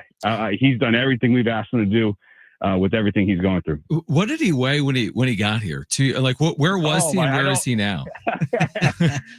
I don't want to throw out a number, but I will give an estimate. I would guess somewhere between 30 to 40 pounds lighter. Wow. Yeah, in 2 years. Yeah. I would guess. I think that would probably be pretty accurate. Yeah, 100%. Dave Velasquez with us right now. John and Jim, San Diego Sports 760. I know it's early. It's only been a couple of weeks, but the freshmen, I think about the freshmen you've brought in over the last couple of years and how they've been ready to play immediately. Look at last year with Farrow and Taj DeGorville. This year, Tay Simmons and LZ Harrington. I think it's cliche, but it's true. They don't, quote unquote, look like freshmen. What have you seen in limited opportunity so far for Tay and LZ? Well, the number thing I've seen out of them is, one is they come with a really good background of basketball fundamentals. They've both been really well coached in high school. You can tell that they can pick things up quickly. They understand what we're asking them to do. And then the other thing is they're really mature. I don't know how many follow that stuff on social media, but what Tay Simmons and LZ Harrington are is as mature a freshman group that you could ever be around. And that's on and off the floor. That's how they even approach the weight room, how they, they're two guys that, they're freshmen, and you look up and they're in the recovery tub after workouts. You don't see that. Usually you have to teach freshmen to do that. That's not even who they are. They're very much advanced in terms of how their approach is as freshmen. And it's been great to still, there's definitely times they still look like freshmen, compared to everyone else that's out there. But they're so talented. They're incredibly coachable, and the future is so bright for both of them. Your two guys, Farrell Compton and Taj DeGorville, coming into this year, has their offseason looked, in your opinion, and early on so far? Are the expectations for them, I'm sure, going to be raised to another level going into the year two for those guys? Yeah, and again, they're two guys that last year when they got here at this time, it's the first time hearing any of our voices. It's the first time hearing the terminology we're using on the floor. Your talent's one thing, but to do what the coach are asking you to do what your teammates are asking you to do. Now they're doing that for LZ and Tay. Mm-hmm. And it's just amazing. It's like everything you believe in about it, being a coach and making sure that the older guys teach the younger guys. We have that now, and Tay and LZ get to look, ask Farrow and Taj questions. What the coach mean? Like they can speak in their own kind of terms together of knowing what we want out of them. And, they've really done a good job on that part of the game. And the other thing they've done is just their bodies just look different. Our fans are going to say the same thing. I mean, I think, John, you said it to me today. I mean, Farrow just looks different. Taj looks different. They look older. They look more mature. They look more physically ready to continue to contribute. Like you said, they contributed a lot last year as freshmen. Yeah. Too, in the past few years. I mean, that's as much as any freshman's contributed in a long time, but what those two guys were able to do last year. Final one from me. I think we touched on this with you when we talked about Miles Byrd, maybe when he announced he was returning to the Mesa, but you were with him throughout the process in Chicago, the Combine. What is this offseason and the experiences he went through in Los Angeles during the training, in Chicago with the Combine? What impact will that have on him as he enters his redshirt junior fourth year on the Mesa? I think it's just a very a focus that he needs, which is to continue to work on his body, continue to put on weight. Incredibly proud of him for coming out and publicly going about his battle with diabetes and how hard it is for him as an athlete and a high level athlete with the things he has to go through. And I think that's actually an important piece for him mentally to get over, where, people, he doesn't have to run to the back to handle that at times. And then the second thing is, to just be more consistent, and I think so for him as a coach, you want that for all your guys, work on your body and be more consistent, and I think that for Miles, it kind of just, it simplified things where sometimes they go to these combine things and one guy's telling them, I need to see this out of you. Another scout or NBA team say, we really want to see it. For Miles, it was very consistent across the board. We want to see you shoot the three-point shot better and more consistent. Your numbers got to grow. And the second thing is your body's got to be more NBA ready. And I feel like those two things are things that, of course, we're going to want for him and he's going to want for himself as we move forward. Shot it well at the combine in Chicago. I'll tell you that. Watching those 2 days, shot the ball well, distributed well, impacted the game at both ends, which is something Aztec fans have seen for a long time on the Mesa. And everyone's looking forward to this upcoming year, which will get underway the first week of November. Dave, thank you. Great seeing you earlier today. We'll see you at the Jam later on this summer and appreciate you hopping on. I appreciate you guys, and it gets us excited. People want to hear it. Oh, we lost him there right at the end. Snipered. Pew, pew. No, we lost him. And he's gone. Okay. Well, he was, I think, thanking Aztec maybe fans. us and definitely Aztec fans. Yeah, and he would have ended with Go Aztecs. 100%. 100%. What happened? All right. On the other side, Padres and Marlins playing game 2 of their 3-game series. Plus, coming up at 5:30, John Wilner, Mercury News, Wilner Hotline, with more on the state of college athletics, the Pac-12, the Mountain West. He's live actually at Big Ten Media Days in Las Vegas. He'll join us coming up at 5:30. If you miss Craig Mish, who covers the Marlins, you'll hear a conversation coming up at 4:30. We have SDFC tickets to give away. This is John and Jim on San Diego Sports 760 and live on the iHeartRadio app.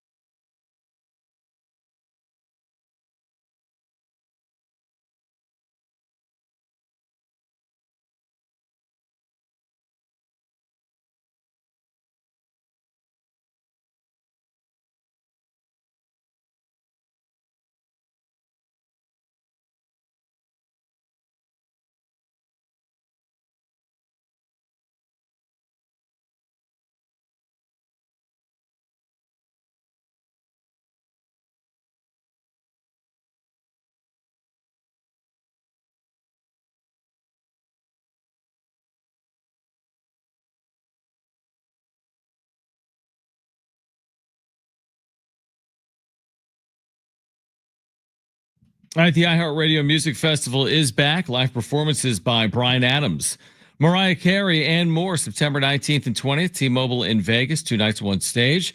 Buy tickets at AXS.com. Get them now before they sell out. You're listening for a goal call. Okay. It sounds almost just like that.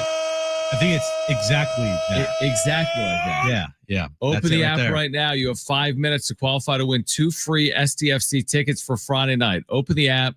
Search for San Diego Sports 760. Click the talkback mic. Tell us your favorite SDFC player, and you are qualified to win a pair of tickets for Friday night when SDFC takes on Nashville SC, and that's at Snapdragon Stadium. So you got 5 minutes, a little less than that right now. Get to the app right now.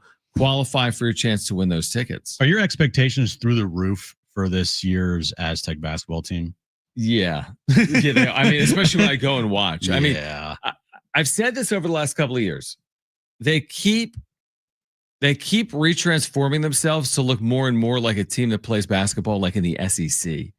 They're wider. I thought they were going to in the NBA. I thought you were going to stop and just say they look like a team that just plays basketball. They do play basketball, but they look like a team that they're just bigger, stronger, faster. The freshmen are bigger. The experienced players are big. It's hard to describe. Like Magoon Guav, if you see his body right now, you'll be amazed. I mean, you will truly be amazed the next time you see Magoon Guav. Dave just told you has put on maybe 40 pounds since he got here. 40 pounds. And it says right now, ESPN, they list Magoon at 7 feet 205. That was last year. I don't know what he said. I think he's at least 215. Okay, so if he was 205 last year, he's 215 now. So he still have 3 months till the season. Yeah. I mean, if he comes in at 220 this season, 7 feet 220. Yeah, he's gonna be a problem. That's gonna be a problem. It's good. Hear me out. Remember the team that went to the national championships? You remember that team? With all those, think about it, like 6th-year players, Adam Seiko, and 5th-year players, Nathan Mensah, right? Yes. This team is all like that. Like the newcomer, Sean Newman, I think is his 5th year of college basketball. Reese Waters, 6th year. Miles Bird, 4th year. Magoon Guath, it's his 3rd year on the Mesa. BJ Davis, 3rd year. It's a lot of veteran pieces. Jeremiah Oden, who they added, I think is his 5th or 6th year. So they're a veteran team. What does Brian Dutcher always say? Like, you want to be old? You want to stay old? They've gotten so much older. They went from young to old almost overnight. And the expectations are right there, Jim, with some of the highest expectations they've had. The best teams under Brian Dutcher have been the teams that have experience and that are veteran. Yep. Just almost all of his teams, maybe other right. I'm trying to think. Like last year, I think was one of the only years I can remember under Brian Dutcher that it was such a young team, but also accomplished some things that hasn't been accomplished by teams that young in the past in Aztec history. Making the tournament last year, I think it was an accomplishment. Now it definitely was. Obviously, they got blown out against North Carolina, but at the end of the day, last year's team making the tournament, that's an accomplishment. And then now this year's team with damn near every player returning, the expectations are going to go up. And then the transfers that they brought in and the freshmen that they brought in, Miles Bird returning, like, man, I cannot wait to watch this team play because they could do some special things this upcoming season. And you can already tell, like, in just being there, and I really don't think this is cliche at all. Like, there's like a feeling in there that like they need to all point in the same direction right now because they know what the ceiling is, which is extremely high. Like if everything goes the way you hope it to go, where they're able to stay healthy enough and get max production out of these players, they're going to be one of the better teams in the history of San Diego State. Doesn't mean they're going to play for a national championship because the tournament is unpredictable.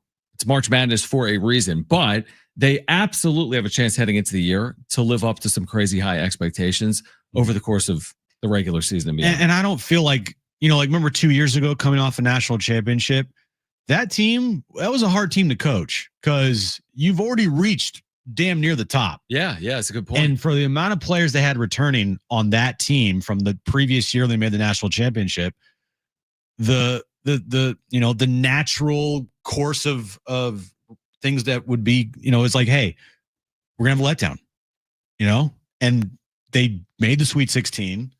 But it was a hard team to coach for Dutch. There was a lot of things that year. It was hard to get these guys to get over that hump of complacency from last year's previous national championship run. Yeah, almost like you were waiting for the NCAA tournament. They finished in 5th place in the Mountain West and were a 5 seed in the NCAA tournament. And this year's team, they got a taste of March Madness. They got a taste of the tournament, knowing they could do a lot better, knowing that could fuel them. Exactly. That's where I was getting. Like the fueling of last year's, I guess, disappointment, hopefully, drives this team this year to make a run.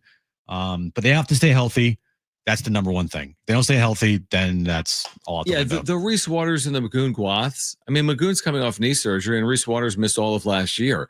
If they're on the floor for most of the year, like Yanni Wetzel said like 5 years ago, like, what's the ceiling? No ceiling, sir. I mean, the ceiling, Yanni Wetzel. The ceiling is as high as it's going to get. Yanni Wetzel's lone year here, they went 30-2, and they truly did not have a ceiling with that team other than, a global pandemic. That basically was the ceiling for San Diego State in 2019-20.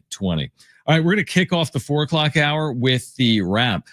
The Padres and Marlins are underway. The good thing is it's a long game. The bad thing is it's the Marlins that have struck first. A couple of runs in the first inning off Stephen Kolek, who's back up to make the start tonight for the Padres against the Fish. And in the first inning, Miami scored just once yesterday.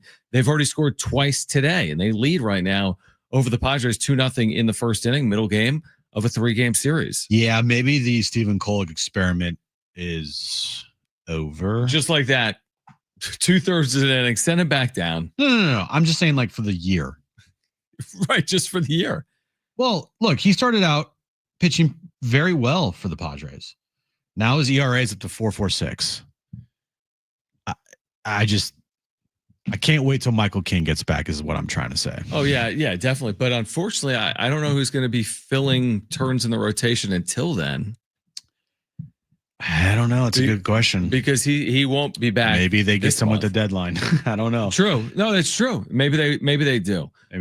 Marlins lead the Padres in the first, or through an inning, 2-0 in South Florida. We'll keep you updated on that. We'll get to the wrap on the other side. If you miss Craig Mish, who covers the Marlins in South Florida, you'll hear that conversation on the trade deadline at 4:30. Then John Wilner, the Wilner Hotline Mercury News. He will join us coming up at 5:30. So a lot to get to. Great giveaways today as well. We'll get to hour 3 of John and Jim. That's on the other side. This is John and Jim on San Diego Sports 760 and live on the iHeartRadio app.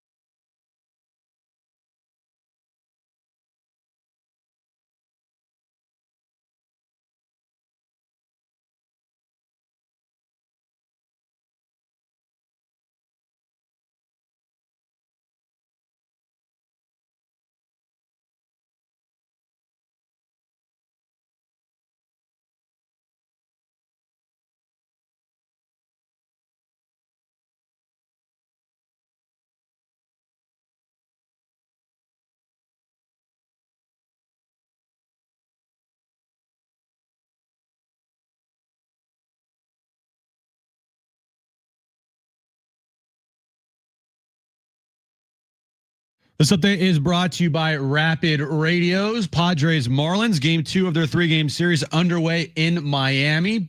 Marlins have an early 2-0 lead in the top of the second inning with Stephen Kolek on the mound for the Padres. And NFL news of the day with camps opening up. Commanders wide receiver Terry McLaurin is not at Commanders camp. He is seeking a new contract. He is holding out. Rapid Radios are instant push-to-talk walkie-talkies offering national LTE coverage and no subscription ever. Business owners can keep in touch with up to 200 staff members at one time. Go to rapidradios.com now for up to 60% off and free shipping. It's John and Jim to warm up that drive home. I mean this in the nicest way possible. AJ Preller is an absolute psychopath. He is in on everybody. Yeah, I like it that way. I do too. Give me more. Give me more rumors. Give me more trade possibilities. Give me it all. We had read earlier, maybe from Ken Rosenthal a week ago, that it appeared as if the White Sox were willing to pay down all of Robert. And he's like, well, Robert's playing better, so you might get some pay down for 2025. Now, time for John and Jim. All right, San Diego and Southern California, what's going on? Hour 3, John and Jim. Craig Mish covers the Marlins. Trade deadline's coming up. You'll hear from Craig Mish at 4:30. John Wilner Hotline from Big Ten Media Days in Las Vegas with more on the Mountain West, the Pac-12, and the fallout and what comes next. He will join us coming up at 5:30. We are keeping our eye on Padres and Marlins. Marlins have the early 2-0 lead in the second inning. Padres threatening to get back into this game. Jake Cronenworth up in his trade value with a single. This is what the Padres are hoping for. If the Padres, and if AJ does trade, or if he did trade Jake Cronenworth, I don't think that's going to go over well with the fan base. I'm just saying right now. I don't think that's going to go over well. But does that factor into your decision-making process? No, you can't factor in emotion when it comes to trades and business decisions and trying to make your team better. Right. Bobblehead dolls and t-shirt giveaways. Past moments that he's had with the club, nicknames. Dodger base hits in the postseason. Yeah, you got to look forward and you have to do things with a clear mind and not emotionally do things like, oh, we don't want to trade him because we know he's loved by the fan base. I still would say, as we sit here right now, it feels less likely than likely that he would be moved. I'm not sitting here oh, there's a 90% chance Jake Cronenworth is moved. Maybe there's a chance Jake Cronenworth is moved, but I don't know if it's a distinct chance, if it's a 60% chance or if there's just a 20% chance. Yeah, I have no idea. It might just be a name that's being put out there because everything and anything's always on the table with AJ. So he's just one of those guys. Yeah. The name Jake Cronenworth is oh, that's an interesting thought. Let's just put that out there because it's AJ Preller and anything can happen. All right, we'll keep you updated on Padres and Marlins game 2 of the 3-game series in Miami. But right now, let's get to this. It's time for the wrap. Presented by Sombrero Mexican Food. Check out their website at sombreromex.com. We just hinted at it. Would you be okay with the Padres trading Jake Cronenworth? I'd only be okay with it if I need to see the rest of the moves that they make. Mm-hmm. If they just traded Jake Cronenworth, they didn't do any moves. I'm like, what are you doing? They would need to make other moves as well. And then at the end of that, I would tell you how I feel. But if it means making a sizable upgrade elsewhere and, then yeah, I think I'd be okay with it. It'd be tough to watch him go, but if it improves the club, then yeah, you need to look at all options. Yeah, I agree with you. I need to see what the return looks like, and I want to see how the team plays. I think that's fair. I mean, I'm not just going to sit here the day they trade Jake Cronenworth and be like, they won the trade, because we don't even know if that'll be the case or not, potentially for a long period of time. I could make a compelling argument for him to stay. I could make a compelling argument for him to go. So I'd be okay with it because I understand the business of sports. And this is part of the business of sports. Doesn't mean it's the right idea or the wrong idea, but would I be okay with it? Yeah, absolutely. I'd be okay with it because that's how sports work. You're always thinking about how do you improve your roster. Yeah. Next question. Who will lead the Aztec men's basketball team in scoring this year? I'm going to go with Miles Bird. He led the team in scoring last year, if I'm not mistaken, right? Either him or Nick Boyd. It was within like a half point. Yeah, it was very close. Like both, they averaged almost 13 points per game. Yeah, something like that. We've looked it up a few times. Yeah. I'll go with Miles Bird this year with Magoon Guath right behind him. Those are my two candidates to lead the team in scoring. Okay, I like where your head's at. Stats. Load. There you are.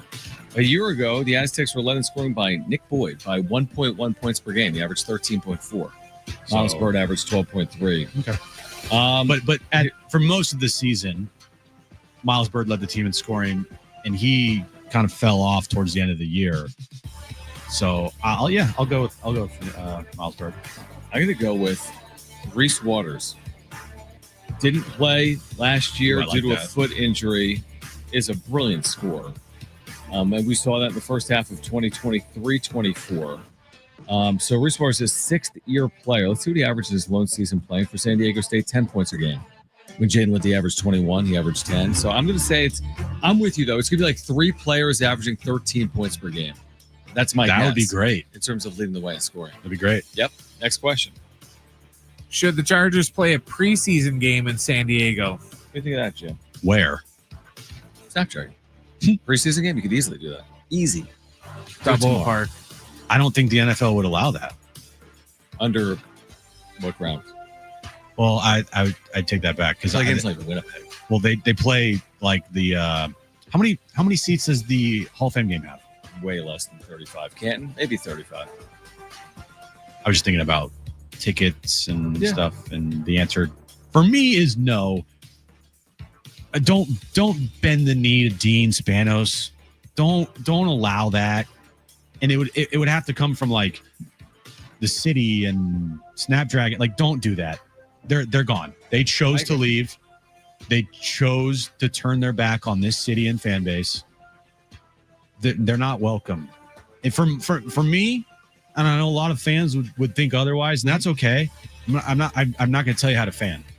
The stuff that I saw and experienced and reported on and like all that stuff, I don't get it, and I never will. And I despise Dean Spanos for what he did to this loyal fan base, and seeing people like literally crying and bawling their eyes out the second that the Chargers left. They're not welcome here.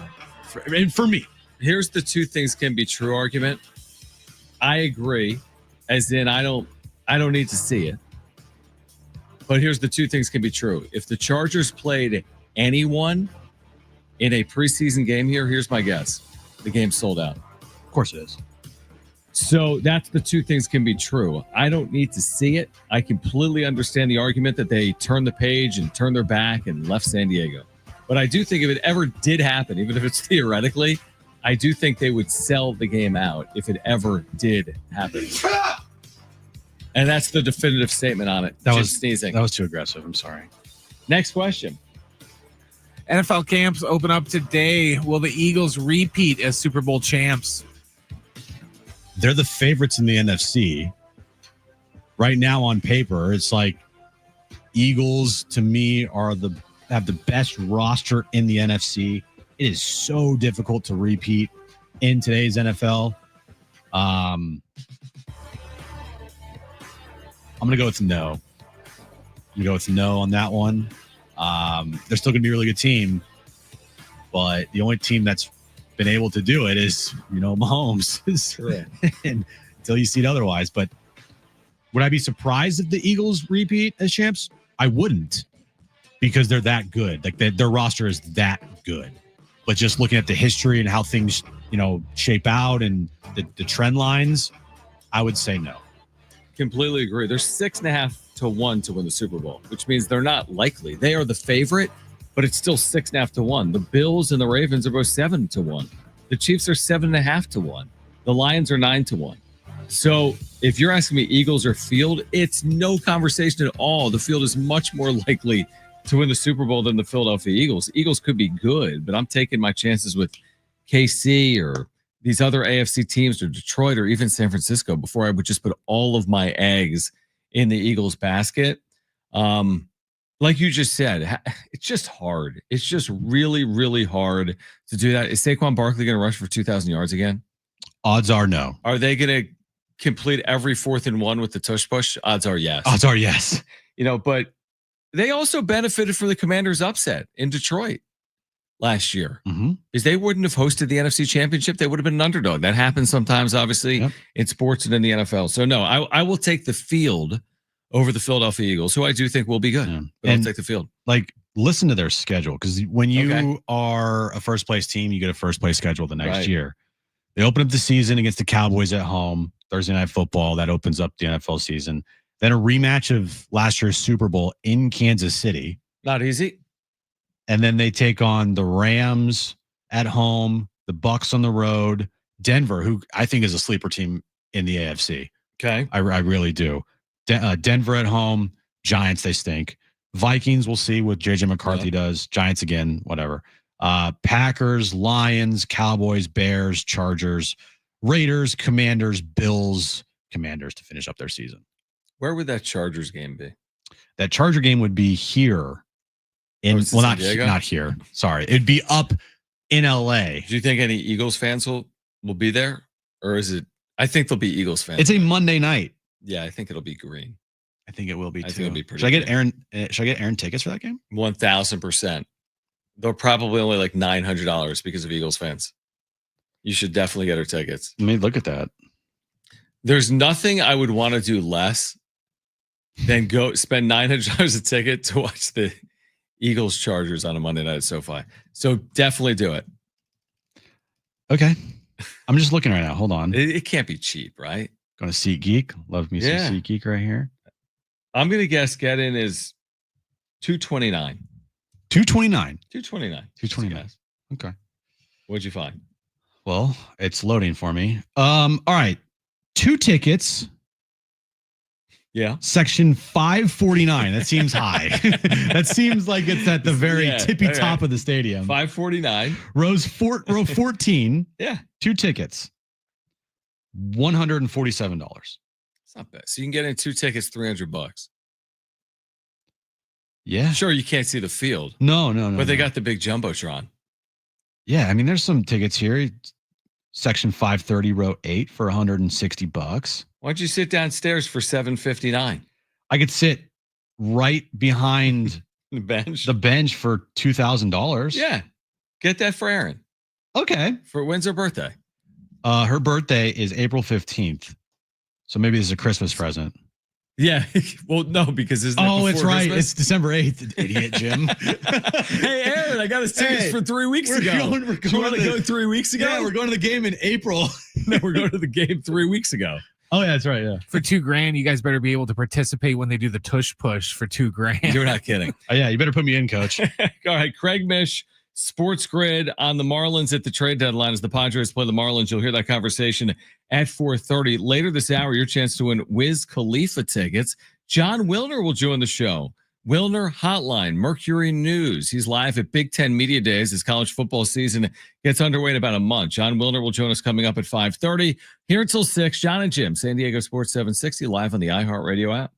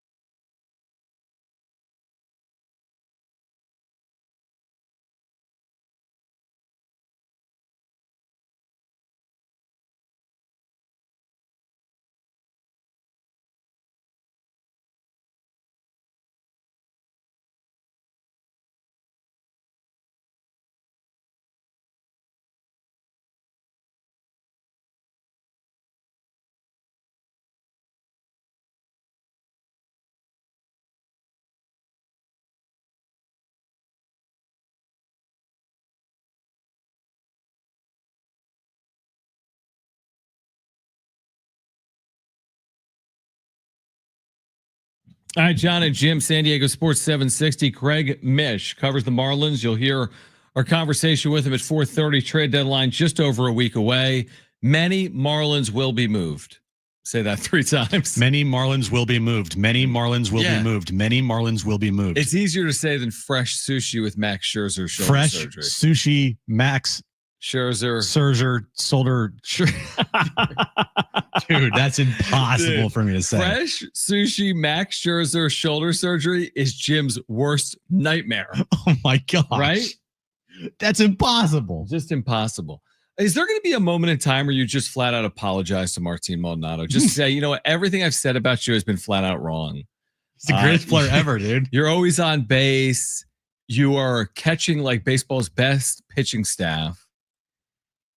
Do you have anything to say to Martin Maldonado, who has now doubled in 3 consecutive starts? Would you like to say anything? Yeah, I got nothing. Because he might listen back to the podcast. You have nothing. I got nothing. I got nothing for Martin Maldonado. I still think he's incredibly lucky to be on this roster.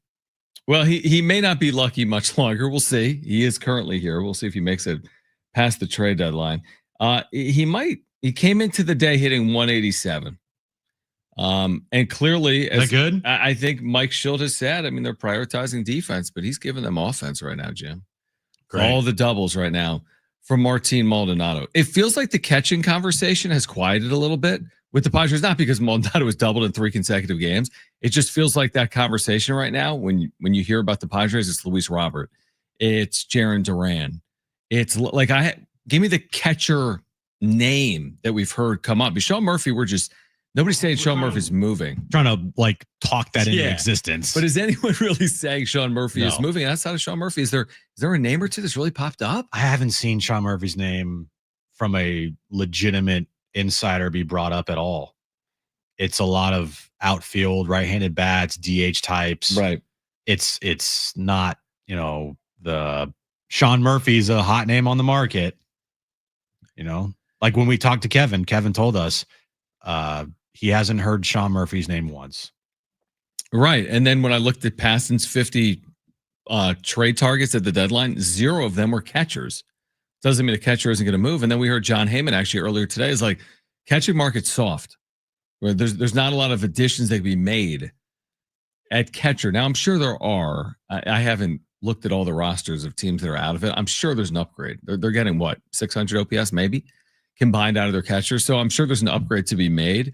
But a big upgrade, that's the other thing if you're Preller. If you can go from a platoon with 600 OPS guys to like go get a guy that's got like a 660 OPS, is that worth making a move to get marginal upgrading offensively? And I've said this all along. They can win with a guy hitting 185 with a 550 OPS the bottom of your lineup. Yeah, one guy. Because I watch random baseball highlights on YouTube sometimes at night of like past World Series. Okay. I know, it's very weird. The National League didn't have the DH here up until, a handful of years ago. And right? They had the pitcher hit all the time in the lineup. And Martin Maldonado is just like a pitcher with a little better. My point is those lineups had a pitcher in it and National League teams still won World Series. Yeah. You know the difference though? The National League teams played National League teams. Yeah. Now the National League team that you're playing doesn't have a pitcher. But I get it. I'm just trying to say you can win. You can win with no production out of one position, obviously. Yeah. So instead of having 2 guys that are giving you 0, right? You only had 1 guy that's giving you 0. That's an upgrade. It's an upgrade. Yeah, I think they can win with their. I mean, this is crazy to say, and maybe they'll make an upgrade. But if they can upgrade the rest of their lineup and have your black hole being one of your 9 spots, and if it is truly catcher, I think you can still get by. It's when some other player goes into a 2-month funk is when you get into trouble. If it's the DH spot, or forget the DH spot. If it's Jackson Merrill or Fernando Tatis Jr., it's like, if you're going to have a black hole, you better get production out of the other 8 guys. Yeah. So, and the guys that you're paying big money to better produce. Yeah, exactly. That's why Xander Bogaerts' recent hot stretch is so crucial and important, and it's been so impactful. Yeah. Because if Xander was still hitting 220 with a 620 OPS, like I mean, a team that can't score runs already, adding that, it's like, dude, it'd be worse. Yeah, no, you're right. Exactly. So, yeah. So if they get the production, the Merrills, the Tatises, the Bogarts, but again, it's a big if too. I mean, are we really going to see a 30-game stretch where Bogarts, Merrill, and Tatis are all hitting? I don't know. I don't know either. It's much easier said than done. We've gone full seasons where we have not seen the team click in all cylinders before. Yep. And we've seen moments like last year where they all clicked. Mm-hmm. So it's you can't bank on it. I can tell you that. You can't just say, oh, when all these guys get hot. Sometimes that doesn't happen in a season. True.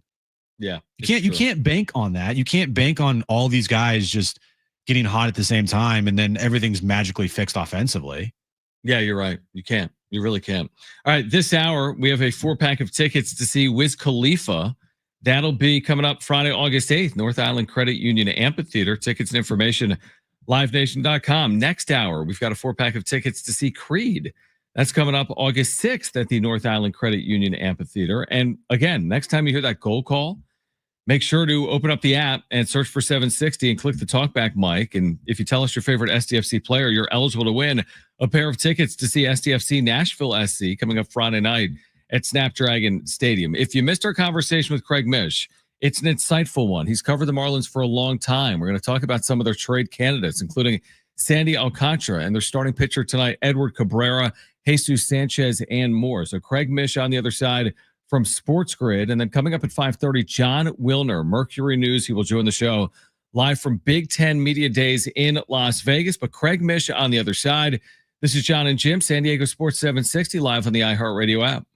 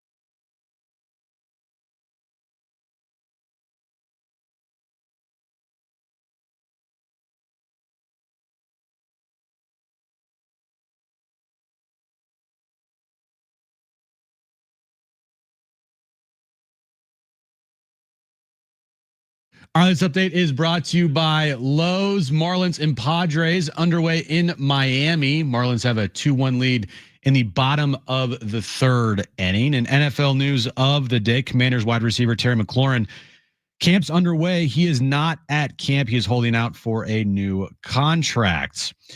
Lowe's knows saving big on appliances make a big difference. Get up to 30% off select major appliances and get delivery as soon as next day, valid through 7:30. Selection varies by location while supplies last. Exclusions do apply. See lowes.com/delivery for more details.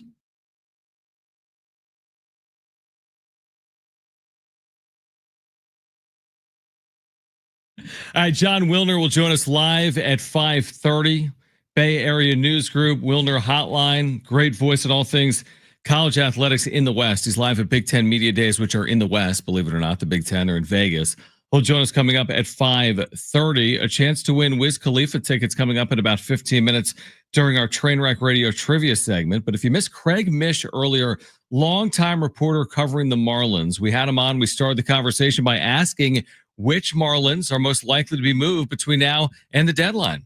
You know, it's actually been a little bit more of an interesting year than I think that any of us could have anticipated, because the team, while, you know, realistically speaking, if you look at some of, fan graphs and some of the other metrics, they grade very low as far as potentially making the playoffs. In fact, to the point where I think you got to be realistic with their chances. But that being said, they've been very competitive, even in the games they're losing, like you saw last night, very competitive. So I wouldn't say that that's completely changed their thought process here with the deadline next week. But I do think that maybe some players who have control for several years may not just be traded to sort of what we call kick the can in baseball down, 4 or 6 years down the line. So, to answer your question directly, I think there's a chance one of their starting pitchers are moved. I don't know if it's going to be Sandy Alcantara or Edward Cabrera. I think 50-50 on both of those. They also have an expiring contract on a pitcher, Cal Quantrill, who you guys are obviously familiar with. Not really sure what the return would be for a guy like that, but I do think that he is on the trade block as well. And then they have an outfielder, Jesus Sanchez, who is really strong against right-handed pitching, but he would be, I believe, more of a platoon player with any postseason contender. And then maybe some surprises along the way, guys. We'll see. Kyle Stowers, hometown kid here from El Cajon here in San Diego. He's having a fantastic year for the Marlins. All-star, home run yesterday. I know they've come out and said that he is not going to be traded. But, looking down the line here, do you expect him to get maybe a long-term contract there, or maybe in the future, if something doesn't turn around in the organization, could Kyle Stowers be moved eventually for the Marlins? Well, it was me who reported that he won't be traded, so it depends on if you trust me or not. I trust you. I trust you. If you don't trust me, maybe he's traded next Friday or Thursday. So, look, I think that I think maybe he could have been moved, guys. I think if he was just having a standard year, maybe playing a little bit above his skis, I think anything is in play for a team that isn't potentially contending. But he has played so far above what I believe even their expectations were, that I think that you have to take a second look at him and say, hey, is this maybe a player that we can build around? As far as a cornerstone piece, I'm not sure, because look, it's been 5 months or 4 months and we haven't seen this at basically any level. There's no question, though, at this point, he will be with the team through the All-Star break. My guess is, of course, he'll be with the team next year as well, and they'll try and fill in pieces in between. But very rare, guys, for the Marlins to have an offensive weapon that every night has the potential to hit 400 feet. It's basically been since that Stanton, Ozuna, Yelich days that you thought that every night you can get a guy to hit a home run. Impressive last night. Nearly took 2 balls out last night. Did homer, the only run for the Marlins in that Padres 2-1 win. Craig Mish with us. He covers the Marlins in South Florida. What is the ask here on Sandy Alcantara, who's got the Cy Young, but coming off Tommy John? Obviously, the year speaks for itself just in terms of sheer numbers. I know he's under control as well next year. So what are they going to be able to get if he does, in fact, move? That's impossible for me to answer, because I don't know the landscape as to what you would be looking at for a pitcher that you may not have confidence can turn it around this year. It would honestly, guys, I think it would be with a team that may win this year or may not, but potentially seizing the opportunity that they see something that could harness what he's done in the past. Because Look, I've known Sandy longer than maybe just about anybody in the media. I'm going on, 9 years with him with the Cardinals. This is the first time ever that I've seen him pitch that I just can't seem to figure out what's going on. And so I'm not even sure that he knows. So I've seen this in the past with players where change of scenery, new eyes, new ears, new voice, and, new metrics can sort of fix somebody. I have all the confidence that this guy is going to get back to who he was. But guys, how can I tell you that if any team was to make a trade for him right now, that he immediately would go back to being the guy he was? That's the risk that you're taking. So to me, it's more of a future deal than it is a present. Yeah, just to Cy Young a couple years ago, and this year, his numbers, they're not good. When you watch him, what are things that he's doing that you talked about? Like, you've never seen him pitch like this before in your life. Like, what are some things that you're seeing from him that are just uncharacteristic of a Sandy Alcantara? Without a doubt, less confidence. Without a doubt, less confidence. I still do think he's attacking the zone, but I don't think that he has the same confidence in some of his pitches. I've seen him change his arsenal now a couple different times, using some pitches more than others. After the first few starts of the season, they went away from him using the pitch comm. Then there was something, guys, where something I had heard is that it was the pitch clock, where he was releasing the ball too quickly on the pitch clock, releasing it at 16, 17, as opposed to, taking that deep breath in and releasing it at 3 or 4. Honestly, I haven't seen anything that's been definitive. And given the fact that the best coaching that I have in pitching is watching my son and telling him what to do at he's 12, or 13 now, I can't really tell you what the deal is. It's going to have to come from somebody smarter than me. Craig Mish with us right now. He covers the Marlins Padres. Marlins game 2 coming up in about an hour or so. It'll be Edward Cabrera, who seemingly, just looking at some of the numbers, Craig, and you know better than I do, but it looks like he's just kind of put it all together now. In his age 27 season, has put together a productive year. I know he's controllable as well, arbitration eligible guy, but controllable for multiple years. Maybe among all the players we've discussed, he could have the highest return for the Marlins, right? Based on the way he's pitching. Yeah, I think so. It would have to be a team that believes in him. The one thing that I've learned, guys, in covering the game that I find the most fascinating in speaking to other organizations and GMs and scouts is they all know the players. You would think, that's like funny, but no, they really do. The advanced scouting in Major League Baseball, I think, is better than in any sport, NBA, NFL, NHL. And so they all know, guys, the player that Cabrera was before this year. So again, you're taking a little bit of a risk. Is this the guy, or is it potentially the guy that we've seen in the past? Now, I would tell you that he doesn't look like the guy that we've seen in the past. This does look like he has put it all together. The other thing that would be a little bit of a cautionary deal here is he did leave a start last week with a little bit of forearm issue. He'll start tonight against the Padres. So if he's able to get through this start and he looks like the good Cabrera that we've seen this season, you're probably right. I would put the probability as the highest of him being dealt and the Marlins cash in now. What's your take on the Padres from afar? I know you don't watch them every day, but as we get closer to the deadline, we all know AJ Preller is a psychopath when it comes to trade deadline acquisitions. But what's your take on them overall this year? My take on them is, kind of the same as the Dodgers and some of these teams that have reinvented how to win games. You saw it last night, and I think you're going to continue to see it. Finding these guys who are all throwing different looks at you out of the bullpen, going out and getting bullpen pieces to throw the 6th, the 7th, the 8th. One guy throws 100. One guy's Jason Adam. I think you're going to see the Dodgers attack that at the trade deadline. Guys, you're giving up too much for start pitching in this league, whether it's prospects or it's money. And I think that both general managers and owners are tired of doing it. They're tired of giving pitchers crazy money to pitch in the big leagues when they end up getting hurt in game 3 or game 5 of the season. But these bullpen arms are cheap and they do the job quick. And by the way, I hate to say it, if they don't, they just find somebody else. So that to me is what I see with the Padres. Keep the game close, turn it over to these guys that can do a lot of different things for you and get it to the 9th with Suarez. And I think that, the Padres will be successful with that. The Giants, guys, they went the opposite route on it. And initially that looked really good. And now look at them now. It's falling apart.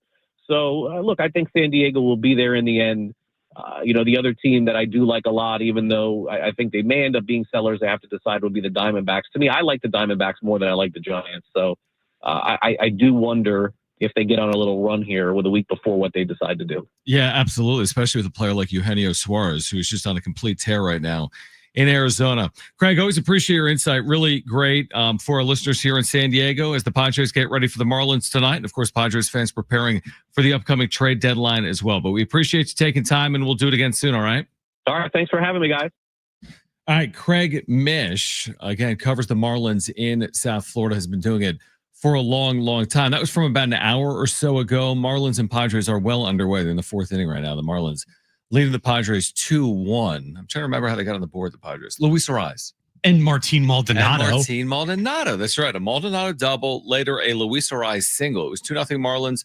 Stephen Kolek is still out there. A couple of first inning runs. He's been effective since in game 2 of this 3-game series. We have a great giveaway for you, Jim, on the other side. Really more for our listeners. We have a 4-pack of tickets to see Wiz Khalifa coming up. This will be on Friday, August 8th at the North Island Credit Union Amphitheater. Tickets and information at livenation.com. Free 4-pack of tickets. This is a great giveaway. If you want that free 4-pack of tickets to a Friday night show to see Wiz Khalifa in San Diego, you need to call right now. Here's the number to call: 877-767-4760. Again, 877-767-4760. A great giveaway. 4-pack of tickets to see Wiz Khalifa coming up Friday, August 8th, right here in San Diego at the North Island Credit Union Amphitheater. If you want those free tickets, a 4-pack of free tickets, call right now, 877-767-4760. We've got great giveaways for you between now and 6 p.m. We have John Wilner joining the show as well at 5:30. Dave Velasquez, Aztec men's basketball assistant. If you missed him, you'll hear that coming up at 5 p.m. But call right now if you want that 4-pack of tickets to see Wiz Khalifa, 877-767-4760. That's next on John and Jim.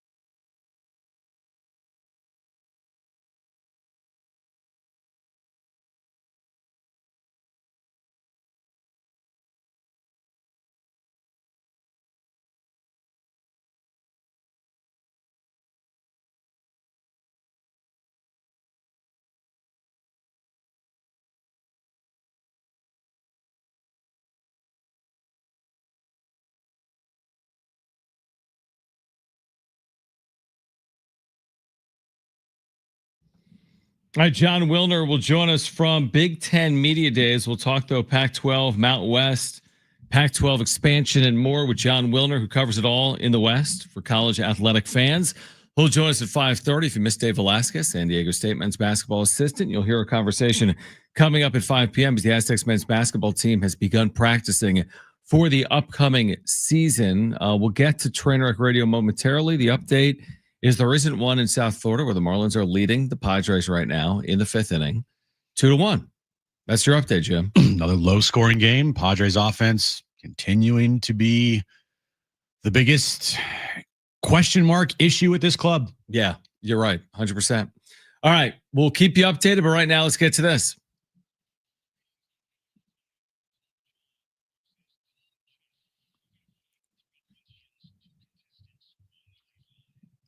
All right, 3 questions, 2 contestants, 1 lifeline. Today's 2 contestants, we have Tommy and we have Juan. Tommy, you called in first. So you have your choice of John or Jim. Who do you want to go with? Give me John, please.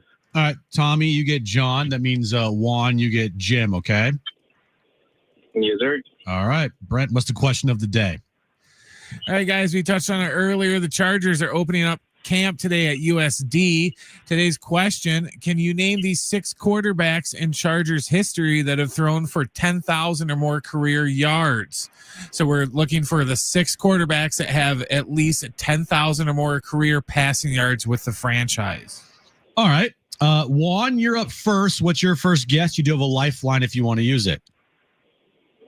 Felipe Rios. Philip Rivers. Is he on the list? He is on the list. Okay. Tommy, you're up next. What is your first guess? You do have a lifeline if you want to use it. How about Dan Fouts? Dan Fouts. There you go. Top 2 off the board. Juan, you're up next. What's your second guess? You do have a lifeline if you want to use it. Ooh, how about we take the old ball coach, Jim Harbaugh? Jim Harbaugh. No. That's a lot of passing. Would not have been my next guess. Tommy, you're up. What's your second guess? He's 10th. Do you have a lifeline if you want to use it? I don't know if this guy was a Charger, but in the recesses of my brain, I think he was. Sid Luckman. Sid Luckman. Sid Luckman. Is he on the list? He was a Bear. Yeah. Juan, you're up. Your third and final guess. You do have a lifeline if you want to use it. I got a layup for you if you want it. Yeah, let's take that lifeline. Oh, man, I'm just thinking about it now. I hope I'm right. Justin Herbert. Justin Herbert, you take that? Let's roll. Yeah, come on, Justin Herbert. Tommy, this is to send this thing into overtime. You're going to need a correct answer here. You also have a lifeline if you want to use it. John's raring to go. I got a 2-point shot. Oh, 2-point shot? A layup or a 2-point shot? Like an 8-foot jumper. Mid-range? All right, John, lay it on me. Okay, this is a mid-range from Kawhi. And it would be Drew Brees. Oh, yeah. You take that? Yeah, gosh, he left in a hurry, but I picked John for a reason, so let's go with it. Mr. Charger myself, Drew Brees on the list. Yeah, he's wearing his jersey under his 20 Pints t-shirt right now. All right, so we're going to overtime. Brent, give us the rules of overtime and then the question of overtime.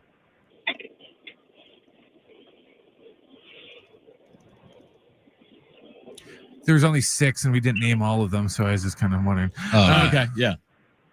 All right, how overtime is going to work is I'm going to give you a different question, and once I'm done asking the question, you are going to yell out the name of your partner today. Don't yell out the answer. Whoever yells out the name of their partner first, you are going to either win the game by getting the question right, or you're going to lose the game by getting the question wrong. Do you guys understand? Yep. Yeah. All right, today's overtime question. What is the stadium the Chargers play football in? Yeah, John. Oh, I heard John. All right, Tommy, what do you got? SoFi Stadium. That is correct for the win. SoFi Stadium is the correct answer. And Tommy is going to see Wiz Khalifa coming up on August 8th. Black and yellow. Right, where the Steelers will be also playing potentially. This will be at the North Island Credit Union Amphitheater Friday, August 8th. Tickets and info at livenation.com. Oh, it's a Wiz. It's about the Steelers. I know, but it's a Wiz Khalifa song. That's why I said it. See You Again. Have you heard that song? Black and yellow. Yeah, that's why I said Steelers. Oh. That's what it's about, right? I don't know. Yeah, pretty sure. Has to be. Hold on. He's from Pittsburgh, yes. All right. Who else is on this list? The only person that they didn't get was John Hadel. John Hadel. Yeah, John Hadel. 60s, 70s, somewhere in there. 62 through 72. All right. All right. Congratulations. He's third on the list. You're going to go see Wiz Khalifa with Dom Kennedy and more. Coming up, North Island Credit Union Amphitheater, Friday, August 8th. Tickets and info at livenation.com. Jim mentioned an interesting point about the Padres offense. Remember, this weekend, 8 runs, 1 game against the Nationals, 7 runs, another game against the Nationals. So that was good. Yeah. The loss, they scored twice. All right. Well, they took 2 out of 3. Yesterday, in a win, they scored twice. Tonight, through 5 innings, they've only scored 1 time. So it's going to be, with an offense that struggles, it's going to be easy to find offense of a struggling. Like, it's going to be easy to find evidence of the struggles. They're not going to score 7 and 8 runs every game, especially against good pitching in a good pitching ballpark like Miami. But I'm with you. I mean, 2 runs yesterday, 1 run today. It's kind of back to some of the conversation we've had for a lot of the year. Hey, Fernando Tatis Jr. Oh, do you want to show up or not? You're calling Toddy out? I mean, come on, man. Mr. On-base leader for the Padres? I showed you a video during the break. Now, granted, this was back in 2020. Remember when they hit the grand slam in Texas? And so a video from 5 years and 1 month ago. Dude, right? His bat speed and the sound that the ball made off his bat. Well, there was nobody in the crowd, but yeah. But you get what I'm going at here is that, like, where that guy's gone. His last 30 games, John, he's slugging 352. Oh, there's a great on-base percentage. He's a power hitter. But I was looking up, like, his bat speed. His bat speed, you know his bat speed right now? Oh, well, we got it's not great. Is it? Not 73rd percentile. What was it in 2020? How do I find that? You can click on it. I know. Where is it? Hit the this right here? Yeah, hit that button. right there? Yeah, that button. It'll show you. Yeah, I see it. That's 2019. Yeah, 2020. Where is it? Hold on. Did they show it in 2020? No, not bat speed. You didn't get bat speed until later. Well, 2023 was 66th percentile. Yeah, but that was then it was 86th percentile last year, and now went. Well, 2023 was post surgery and that was PED his suspension. That was his lowest. Yeah, but I mean, his 2020 numbers, I saw them right there. They were good. They're ridiculous, dude. Now getting 60 games, but like, dude, 2020 he was amazing. And then 2019, dude, 100th percentile of hard hit percentage, barrel percentage, and average exit velocity. Look at 2019. It was good too. Look at 2021. 2021. All 100 percentile. Then 2020. I mean, this is the point we've repeatedly made. Look at Tatis from 2019 to 2021. Look at Tatis since. It's not that he hasn't been good, but he is not the same player as he was the first 3 years. Yep. And that's the point we make. It's not, you're 100% right. We're not saying Tatis isn't a good player. He's a good player. But we all have this vision of what Tatis was in our heads because we've watched him his entire career. Right. And we're sitting here wondering, where is that guy? Where is he? He's because he clearly he's in Miami, but he's not the same player. And he's not 35 years old. He's 26. Right. He should be getting better offensively, not worse. And he's gotten worse. I love this game, by the way, like watching his career through Baseball Savant, like 19 to 20, 20 to 21, and so on and so forth. There's some really interesting things in here that I would need more time to like dissect. But there's a lot in here that's changed. So, now, and again, to your point, it's only 26. Like you wouldn't really expect some things like sprint speed to change dramatically for a 26-year-old, right? Yet at one point he was like 99th percentile in sprint speed. Last year he was in the 70s. Well, he wasn't allowed to run. Well, he had a broken leg. Yeah. But I mean, he was 99th percentile at one point in his career. So that's the one thing with Tatis too. He's been so hurt for a 26-year-old. Mm-hmm. He's injured everything. Back, shoulder, leg. Head, shoulder, knees and toes, and toes.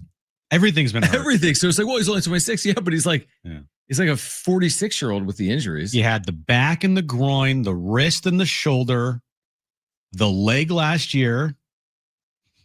Right? Yeah, it's a lot. Everything, dude. For someone in their 20s, dude, your 20s. Yeah. I felt half decent when I woke up in my 20s. I know. All right. Anyway, Dave Velasquez, San Diego State men's basketball assistant. If you missed it earlier, he joined us. The Aztecs are practicing for the upcoming season. The expectations as high as ever. On the Mace at 5:30, John Wilner joins us live from Vegas.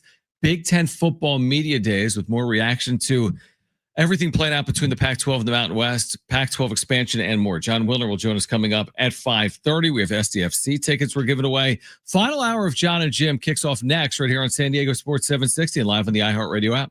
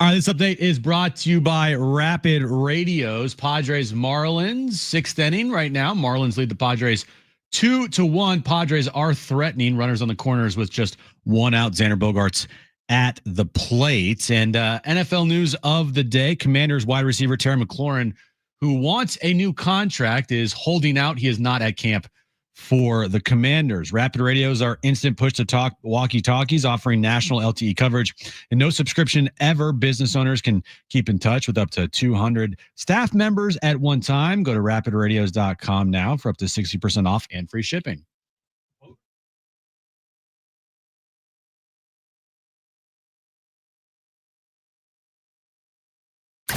It's John and Jim to warm up that drive home. I mean this in the nicest way possible. AJ Preller is an absolute psychopath. He is in on everybody. Yeah, I like it that way. I do too.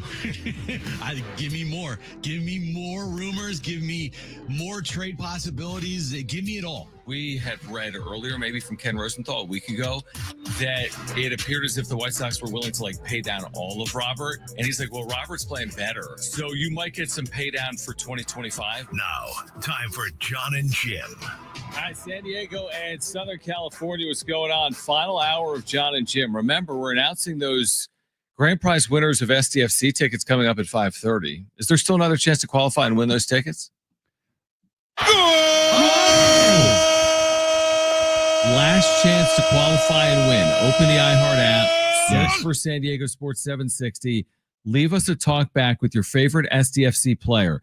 You have 5 minutes from right now to do that. If you just do that, you're eligible to win 2 free tickets to see SDFC take on Nashville SC Friday night, Snapdragon Stadium. While you're in the app, put San Diego Sports 760 as your number one. Yeah, if you have not been to a match this year, now's the perfect time to get some free tickets. So go to the iHeartRadio app, hit the little talkback, red talkback mic. I can't even say. You really can't. Try it again. Red talkback mic. That was good. The red talkback mic. You have 4 minutes to do that. The red talkback mic. Tell us your favorite SDFC player. You're eligible to win 2 free tickets to see SDFC this Friday night. We'll announce the winner coming up at 5:30. John Wilner joins us live from Las Vegas. Great resource for college athletic. Why am I saying that? With college football fans, just college fans of college. He's your favorite. College sports. We can't speak right now. Well, we never can. So that's what happens when you have a 4-hour show. Hour 4 is always the loopy hour. Those first 3 hours, we were humming. Man, they go by quickly. And then you get to hour 4 and it was like, I don't know how to speak. Same with the other 3 hours. That's true. John Wilner at 5:30. But if you missed longtime Aztec assistant Dave Velasquez earlier, we started the conversation by asking about how the first couple of weeks of practice have gone getting ready for the upcoming year. It's been great. And I want, first of all, appreciate you having me on. But our guys have came back. They all came back in really good shape. This is our first time being as a team. It's not the first time we've seen them all summer, obviously. First time being on the floor together as a team. And it's amazing how much faster, how much more smooth things can be ran from a practice standpoint when you have so many returning guys.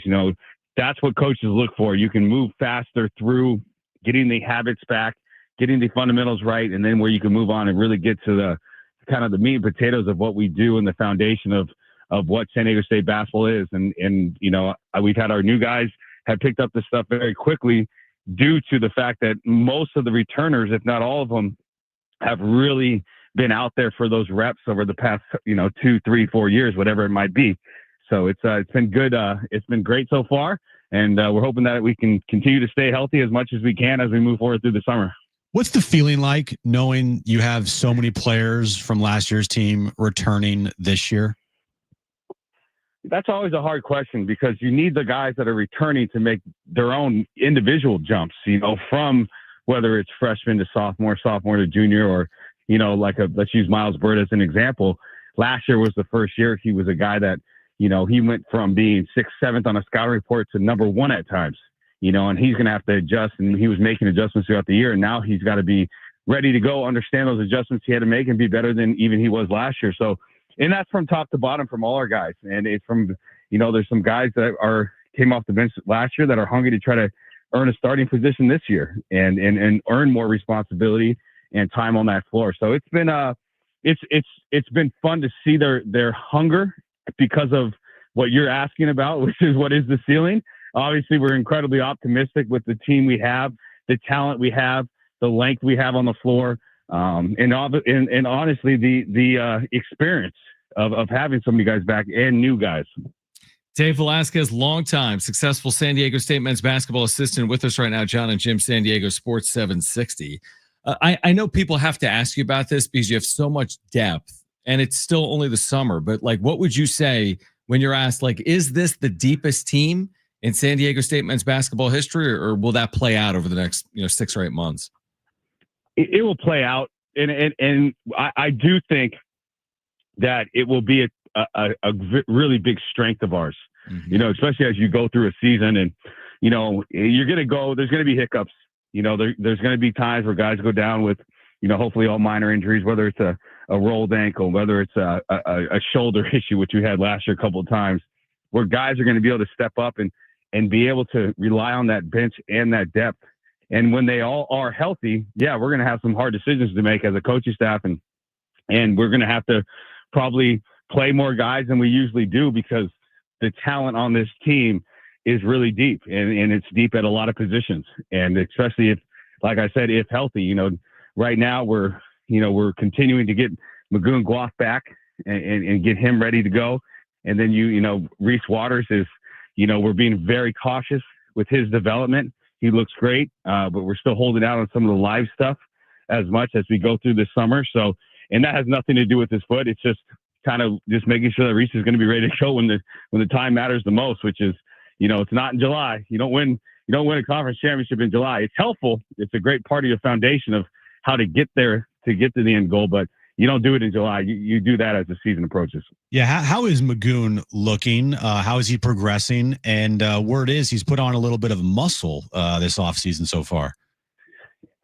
He's almost, not from last year, but from the time he walked on campus, he's almost unrecognizable in terms of his strength and how he looks. I mean, John saw him today. He's, it's not just 20 pounds of just, eating, it's like the kid, he's really bulked up, and just even his legs and his strength in his legs as he's continuing to work on his quads and his hamstrings and just everything about him. He's just continuing to develop exactly how you'd want a young man to develop through our program, continuing to eat better, eat right, get a great sleep, and then put his time in the weight room. He's been awesome so far this summer in the weight room, and his ability to focus without being 100% healthy, with having the brace on that knee, but have a focus to wake up every day and continue to take care of the body his way he's had is, if you had to ask me, what would you want from Magoon back in April? I would say exactly what we've got now in July.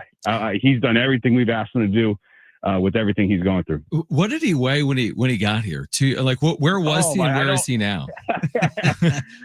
I don't want to throw out a number, but I will give an estimate. I would guess somewhere between 30 to 40 pounds lighter. Wow. Yeah, in 2 years. Yeah. I would guess. I think that would probably be pretty accurate. Yeah, 100%. Dave Velasquez with us right now. John and Jim, San Diego Sports 760. I know it's early. It's only been a couple of weeks, but the freshmen, I think about the freshmen you've brought in over the last couple of years and how they've been ready to play immediately. Look at last year with Farrow and Taj DeGorville. This year, Tay Simmons and LZ Harrington. I think it's cliche, but it's true. They don't, quote unquote, look like freshmen. What have you seen in limited opportunity so far for Tay and LZ? Well, the number that I've seen out of them is, one is they come with a really good background of basketball fundamentals. They've both been really well coached in high school. You can tell that they can pick things up quickly. They understand what we're asking them to do. And then the other thing is they're really mature. I don't know how many follow that stuff on social media, but what Tay Simmons and LZ Harrington are is as mature a freshman group that you could ever be around. And that's on and off the floor. That's how they even approach the weight room, how they, they're two guys that, they're freshmen, and you look up and they're in the recovery tub after workouts.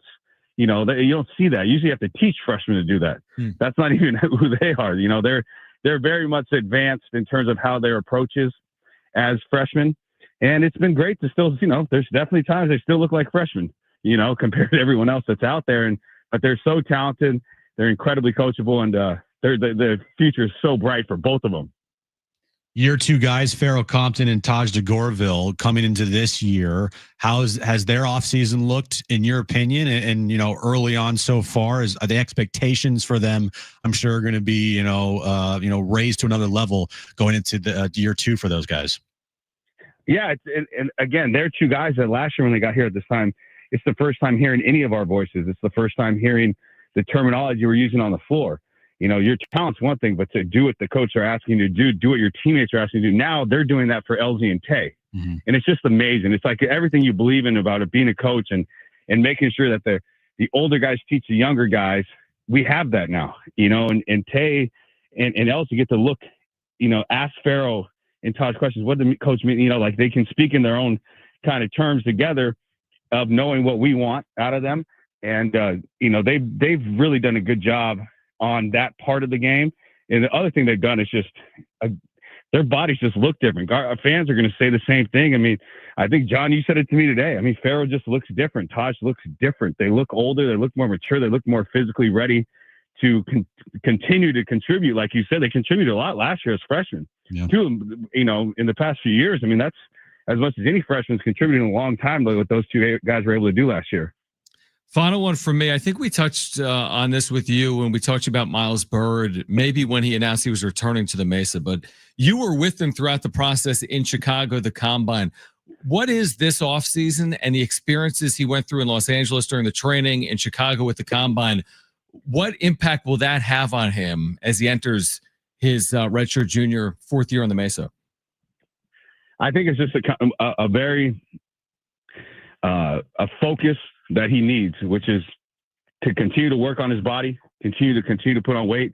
Incredibly proud of him for coming out and publicly going about his battle with diabetes and how hard it is for him as an athlete and a high level athlete with the things he has to go through. And I think that's actually an important piece for him mentally to get over, where people he doesn't have to run to the back to handle that at times. And then the second thing is to just be more consistent. And I think so for him as a coach, you want that for all your guys, work on your body and be more consistent, and I think that for Miles, it kind of just, it simplified things where sometimes they go to these combine things and one guy's telling them, I need to see this out of you. Another scout or NBA team saying, we really want to see it. For Miles, it was very consistent across the board.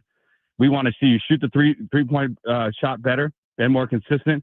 Your numbers got to grow. And the second thing is your body's got to be more NBA ready. And I feel like those 2 things are things that, of course, we're going to want for him and he's going to want for himself as we move forward. Shot it well at the Combine in Chicago. I'll tell you that. Watched those 2 days. Shot the ball well, distributed well, impacted the game at both ends, which is something Aztec fans have seen for a long time on the Mesa. And everyone's looking forward to this upcoming year, which will get underway the first week of November. Dave, thank you. Great seeing you earlier today. We'll see you at the Jam later on this summer and appreciate you hopping on. I appreciate you guys.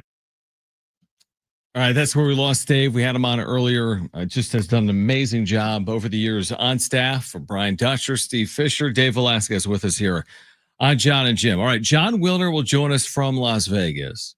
Do you know what the talking point today in Vegas has been during Big Ten Media Days, Jim? Football. Yes. Yeah. Okay, football has been the talking point.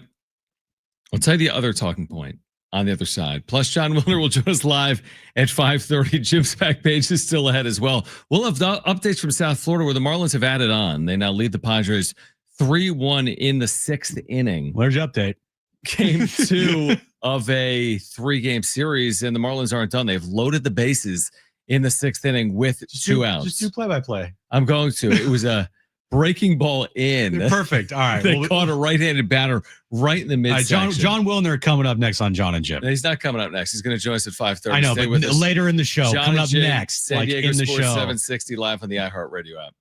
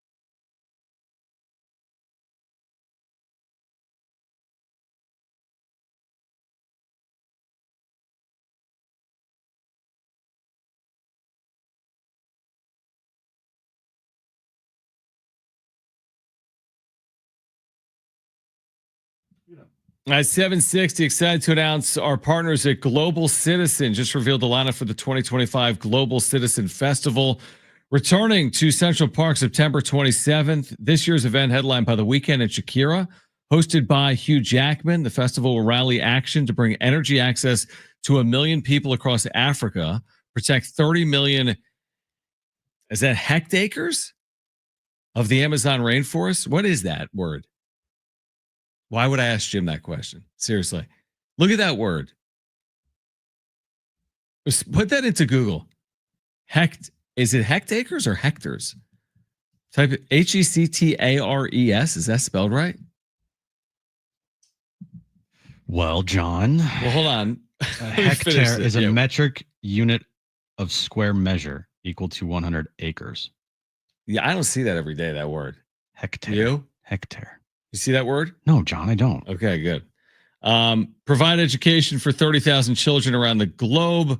Tickets free. You just have to take action to earn them. Download the Global Citizen app or visit globalcitizenfestival.com to get started. All of us at iHeartRadio are proud to support Global Citizen as the exclusive U.S. audio partner. And I learned what the word hectare means. The more you know. The more you know. John Wilner will join us coming up at 5:30.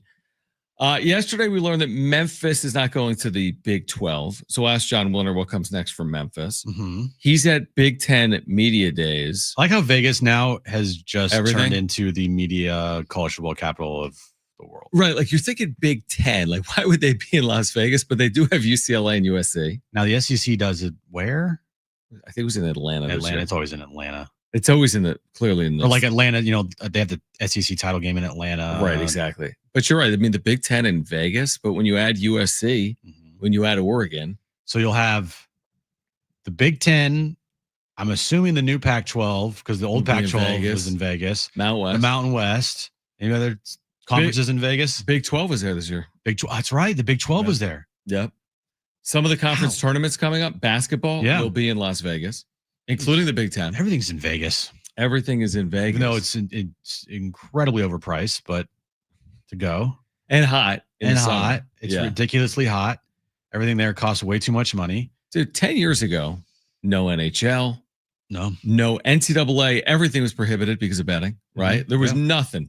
No NCAA tournament games. None of that was going on. Now, NFL, NHL, NCAA, everything. Major League Baseball coming in 3 years. Every media day, every conference tournament, every conference championship. Maybe game. NBA soon. Great point. Maybe NBA. Wasn't it the Phoenix Suns owner? There was that might have been 7 years ago, but I don't remember. But there was some story I saw about if I don't get what I want, I'm going to Vegas. No, that was like a couple. Now he's threatening to go to Seattle or whatever it is. Yeah. Because that was just the other day. But you're right. We can't be that far away from Las Vegas having the NBA. No, it's crazy because. I mean, we were in Vegas over the week last week. Yeah. And I was there and over the week and the weekend. And I don't know, man. I don't get it. I don't get how Vegas turned into that. Really get it either. I mean, obviously the gambling capital of the world, but I don't know how it all of a sudden turned into this sports epicenter. Yeah. It's worked. I mean, the Golden Knights are among the more successful NHL teams. The Raiders certainly have been successful in that new stadium. Vegas to me has just turned into incredibly overpriced, way too hot. Just this, it's just a cesspool. I like staying away from the Strip. That's why I love Circa. Right. But Fremont Street's a experience. It is. I think it's actually called the Fremont Street experience. Yeah. But so are you anti? Are you now telling me you're kind of anti? I'm not anti-Vegas, but I'm not I can't wait to go to Vegas. I need a legit reason to go. Which again is what Las Vegas provides a lot of people. Just shows, and concerts, hotels, sports. Yeah. That's the thing. You're right. I don't think a lot of people go to Las Vegas without a true reason. I don't think you just go and say, I'm going to spend the week at this hotel and I'm just going to lounge by the pool. I'm sure there are people, but people go for the concerts, the entertainment, the sports. Here's the thing. When the Super Bowl was in Vegas a couple years ago, yes, I know the Niners lost the game. In overtime, I get it. They did? Okay. There was a 0% chance that any average person could have bought a ticket to that game. Yeah, but that doesn't have anything to do with Vegas. WrestleMania in Vegas, good freaking luck. But isn't that just WrestleMania and the Super Bowl? Couldn't you hold it in Poughkeepsie, New York, and it's expensive? Not as expensive as it is in Vegas. Super Bowl? WrestleMania. Gotcha. Well, same thing. Are we talking about what's coming to San Diego being an expensive ticket for WWE? Tickets have gone up. Right. I checked the other day. The tickets that were $150 are now up to $200. Should have got in. Now you're over it? I'm not over it. I just You don't have to go. You can watch on TV. It's HD, 4K, different angles. Right. Storylines. And the problem is, like, I don't even know if I'm going to be in San Diego that weekend. When is it? What, Thanksgiving weekend. I gotcha. Yeah. So I can't commit to something when I don't even know if I'm going to be here. That's a problem. I wouldn't commit to it if you're not going to be here. Because we've been talking about going up north to my mom's house. No, that makes sense. And if I bought tickets, that's out the window. Because that's $400 down the drain. Is it like day before, day after that That's weekend? Saturday. That's Saturday. So Thanksgiving's on Friday. There's no way I'm going up north for 2 days. Thanksgiving's Thursday. Yeah, it said Thursday, Thanksgiving, and I'm just no way I'm going up north for 2 days on Thursday, Friday, and returning home Saturday for SummerSlam, or not SummerSlam. What is it? Survivor Series. John Wilner from Vegas. Yes. Big Ten Media Days with much more on the Pac-12 and the Mountain West and Memphis and Pac-12 expansion and the college football playoff and more. John Wilner from Las Vegas. Big Ten Football Media Days underway. He'll join us next.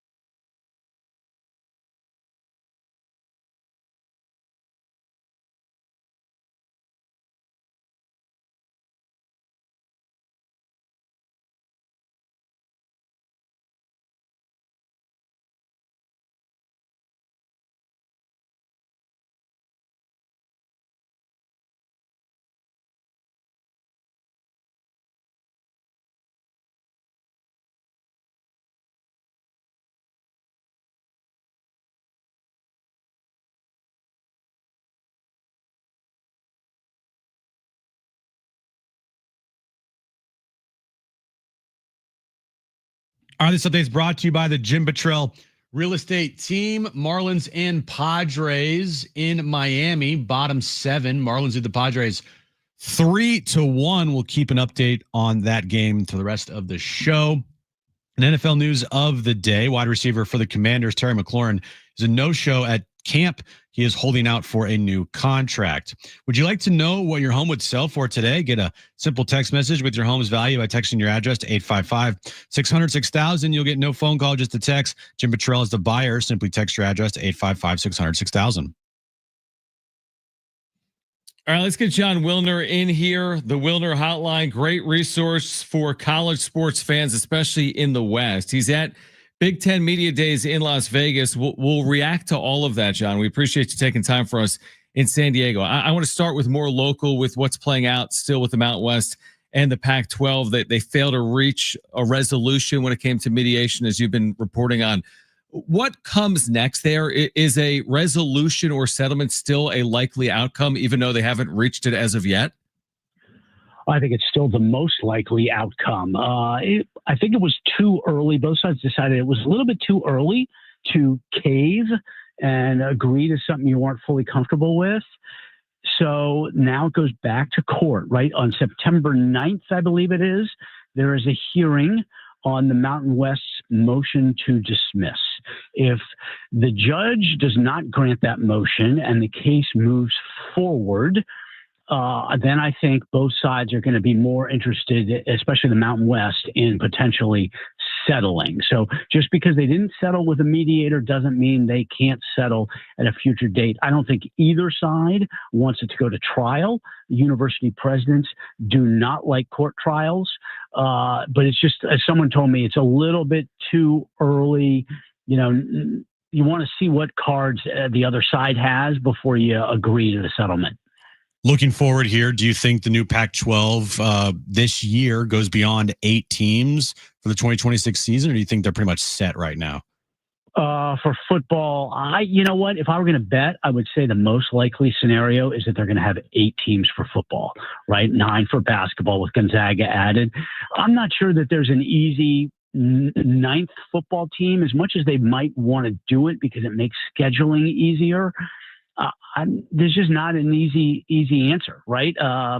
You know, some might say Memphis or another school in the American, but that's financially, I don't know that that's going to work. So I would probably bet most likely is, they stand pat where they are at this point. Now they could add, I think it's more likely that they add for basketball than they add for football. John Wilner, the Wilner Hotline, great resource for college sports fans with us right now. I'm John and Jim. I'm glad you mentioned Memphis, because the story that's played out this week is about their unsuccessful bid, essentially, to join the Big 12 by offering, huge sums of money or working with some of their partners like FedEx and more. What do you think comes next for Memphis after their unsuccessful attempt to join the Big 12? I think they're going to end up staying in the American. I mean, another option for them is to join the Pac-12 and put their Olympics for football and put their basketball and Olympic sports maybe in the Big East. But I don't know if the Big East wants them. I think they're going to end up staying where they are. Their football team is not a must-have if you're the Pac-12. It's a have if you can get it at the right price. And part of the problem is, the average school in the American gets about $7 or $8 million in media money every year. But the Americans got a deal where the longstanding members, including Memphis, get an above average payment. So Memphis actually takes home about 10, 11 million in media rights. And so the Pac-12 is going to have to offer them enough, not only to equal what they're getting, but then to offset the added travel costs. And I just don't think the Pac-12 is going to have enough money. Now, they could dip into their assets potentially, but I'm just not sure that Memphis offers the bang for the buck to make it worthwhile. The media rights deal for the Pac-12 taking shape. Who could you see being, the remaining Pac-12 media partners? Well, I think the CW is a real good bet.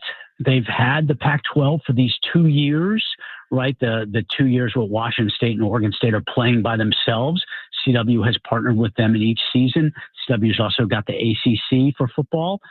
So I would bet that the CW and then maybe ESPN or potentially Turner, the TNT, TBS, because they have lost the NBA. So Turner needs sports programming to replace the NBA. They have March Madness.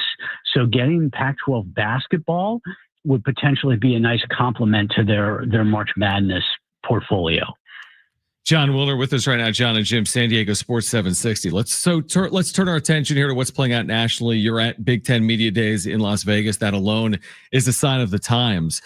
What is it? It's kind of amazing. Who would have ever thought? But here we are. Explain for our listeners, what is it about the Big Ten and the SEC not seeing eye to eye on an expanded college football playoff? It seems like cutting off your nose in spite of your face. An expanded playoff ultimately will benefit the SEC and the Big Ten. They'll have more teams in, but they may not expand because they're not seeing it the same way, right? That's correct. They each have a different idea of the role of the selection committee and the number of at-large bids. And the Big Ten wants a format that has very few at-large bids. They want a 16-team playoff in which there are only 3 at-large bids and everything else is decided ahead of time. The SEC favors a 16-team format in which there are 11 at-large bids. Now, why is the difference? Well, the SEC only plays 8 conference games. Big Ten plays 9. If you are relying on a selection committee to pick more than half of the field, selection committee could end up getting swayed by a team's 1-loss record, right? Mm-hmm. Boy, 9-3 looks a lot better than 8-4. 10-2 looks a lot better than 9-3. Well, the SEC has the advantage because that the fact that they play 1 fewer conference game means their teams on the whole are going to have better records because that the Big Ten is playing the 9th conference game and the SEC is playing a 4th cream puff.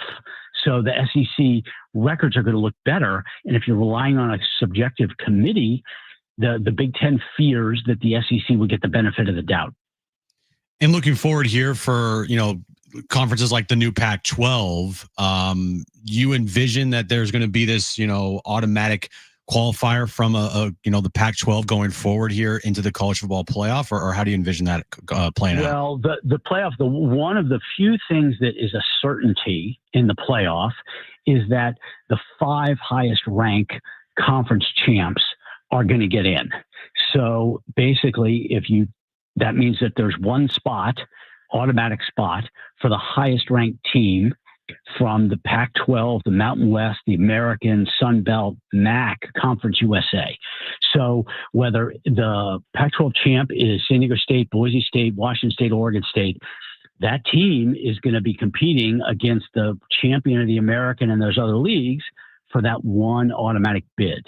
And that is a huge motivating factor for the new Pac-12 in terms of which schools it's adding, the type of schedule it's going to play. All of these strategic decisions are based on putting itself in the best position to get that playoff bid that goes to the highest ranked team from outside of the Power 4 conferences.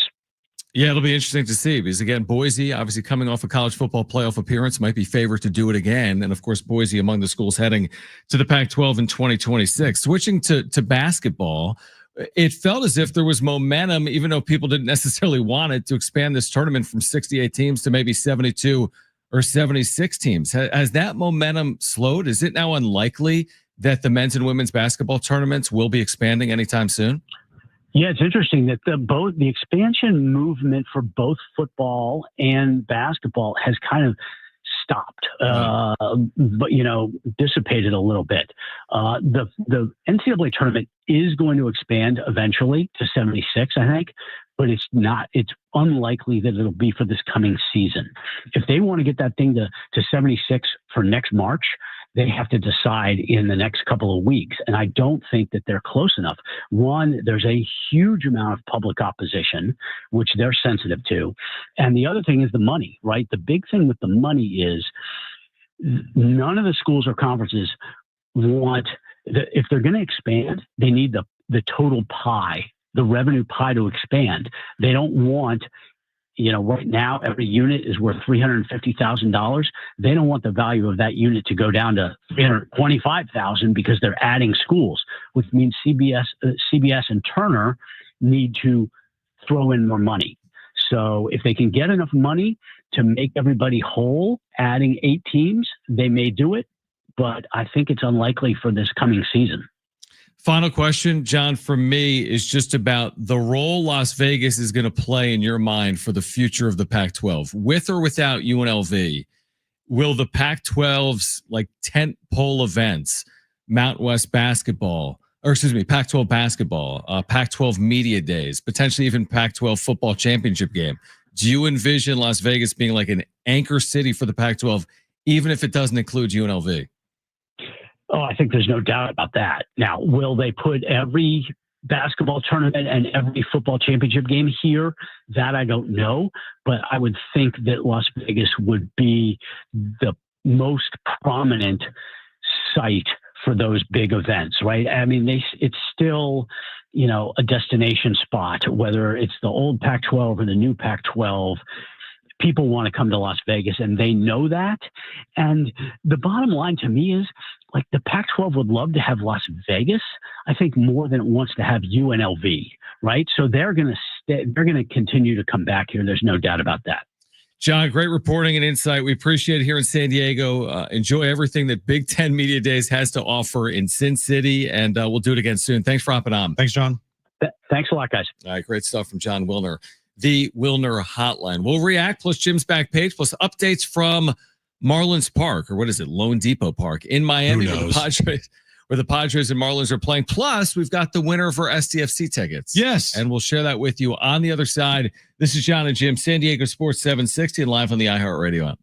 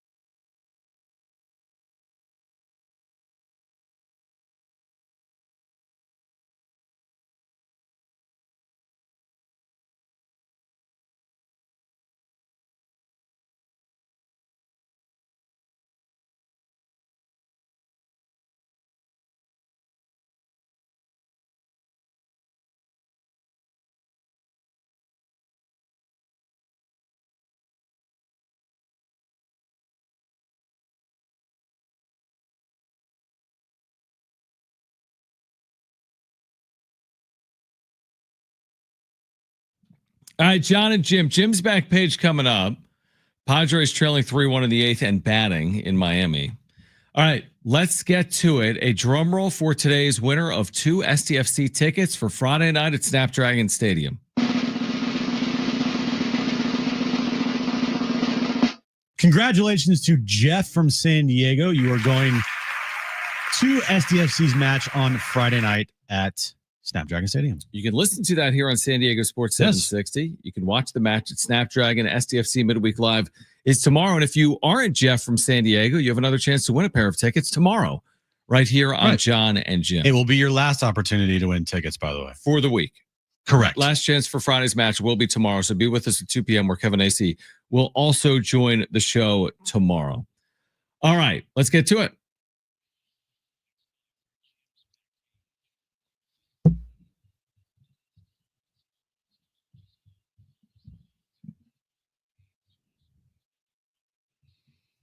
So the biggest story in the pop culture world today is the passing of Ozzy Osbourne at the age of 76. Mm-hmm. Now, I'm not an Ozzy Osbourne.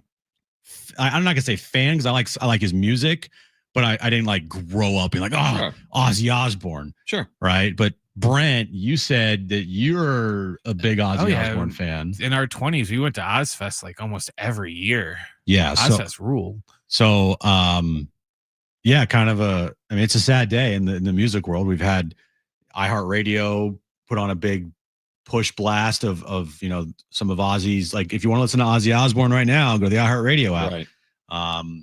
Just a music icon passing away today. I watched the show on MTV. What was that called? The Osbournes. The Osbournes. The Osbournes. Yeah. That was entertaining. That was maybe towards the beginning of the reality TV era. It was closer to the beginning than we are now. Like in the early 2000s. Yeah. It was entertaining. It was a good show, but I'm with you. I wasn't really a listener of his music, but I certainly was a consumer of that show whenever it aired on MTV 20 years ago. He was definitely a one of one. Oh, one of one. Absolutely one of one. One of one. When you think about it, anyone that knows anything about Ozzy, it is a miracle that he lived to 76. That's what we were talking about during the break. He's a lot like Keith Richards, to where they like pretty much mainlined hardcore drugs for like so long that it's just a miracle that he lived to 76. I was thinking his like inner organs of just had to be all like shriveled I didn't up. realize when I heard the news today, I didn't realize he had been living. Because I hadn't heard from him in a while, so I didn't realize that. So 76, yeah. 76. In a way, it was kind of weird because he just had his like farewell concert. Yeah. Like 2 weeks ago in I think it was in London or somewhere in England. He's like, enough's enough. I'm done. It reminded me, and Jim might understand this, of the Ultimate Warrior. Yeah. When the Ultimate Warrior came on after, I think it was WrestleMania, and he after he got inducted into the Hall of Fame, and he kind of gave this cryptic speech about death and life, and then he literally died like a day or two later after giving this speech. And there's some people that were they're speculating that Ozzy was hoping that he was gonna go out on stage and everything like that, and it's just kind of weird that less than 2 weeks after his farewell concert then he finally passes. Yeah, it's I know if you want to go listen to his music, and they're playing it all day on Rock 105.3 and 101.5 KGB, so go check that out there. All right, moving along here. I can't wait for this segue.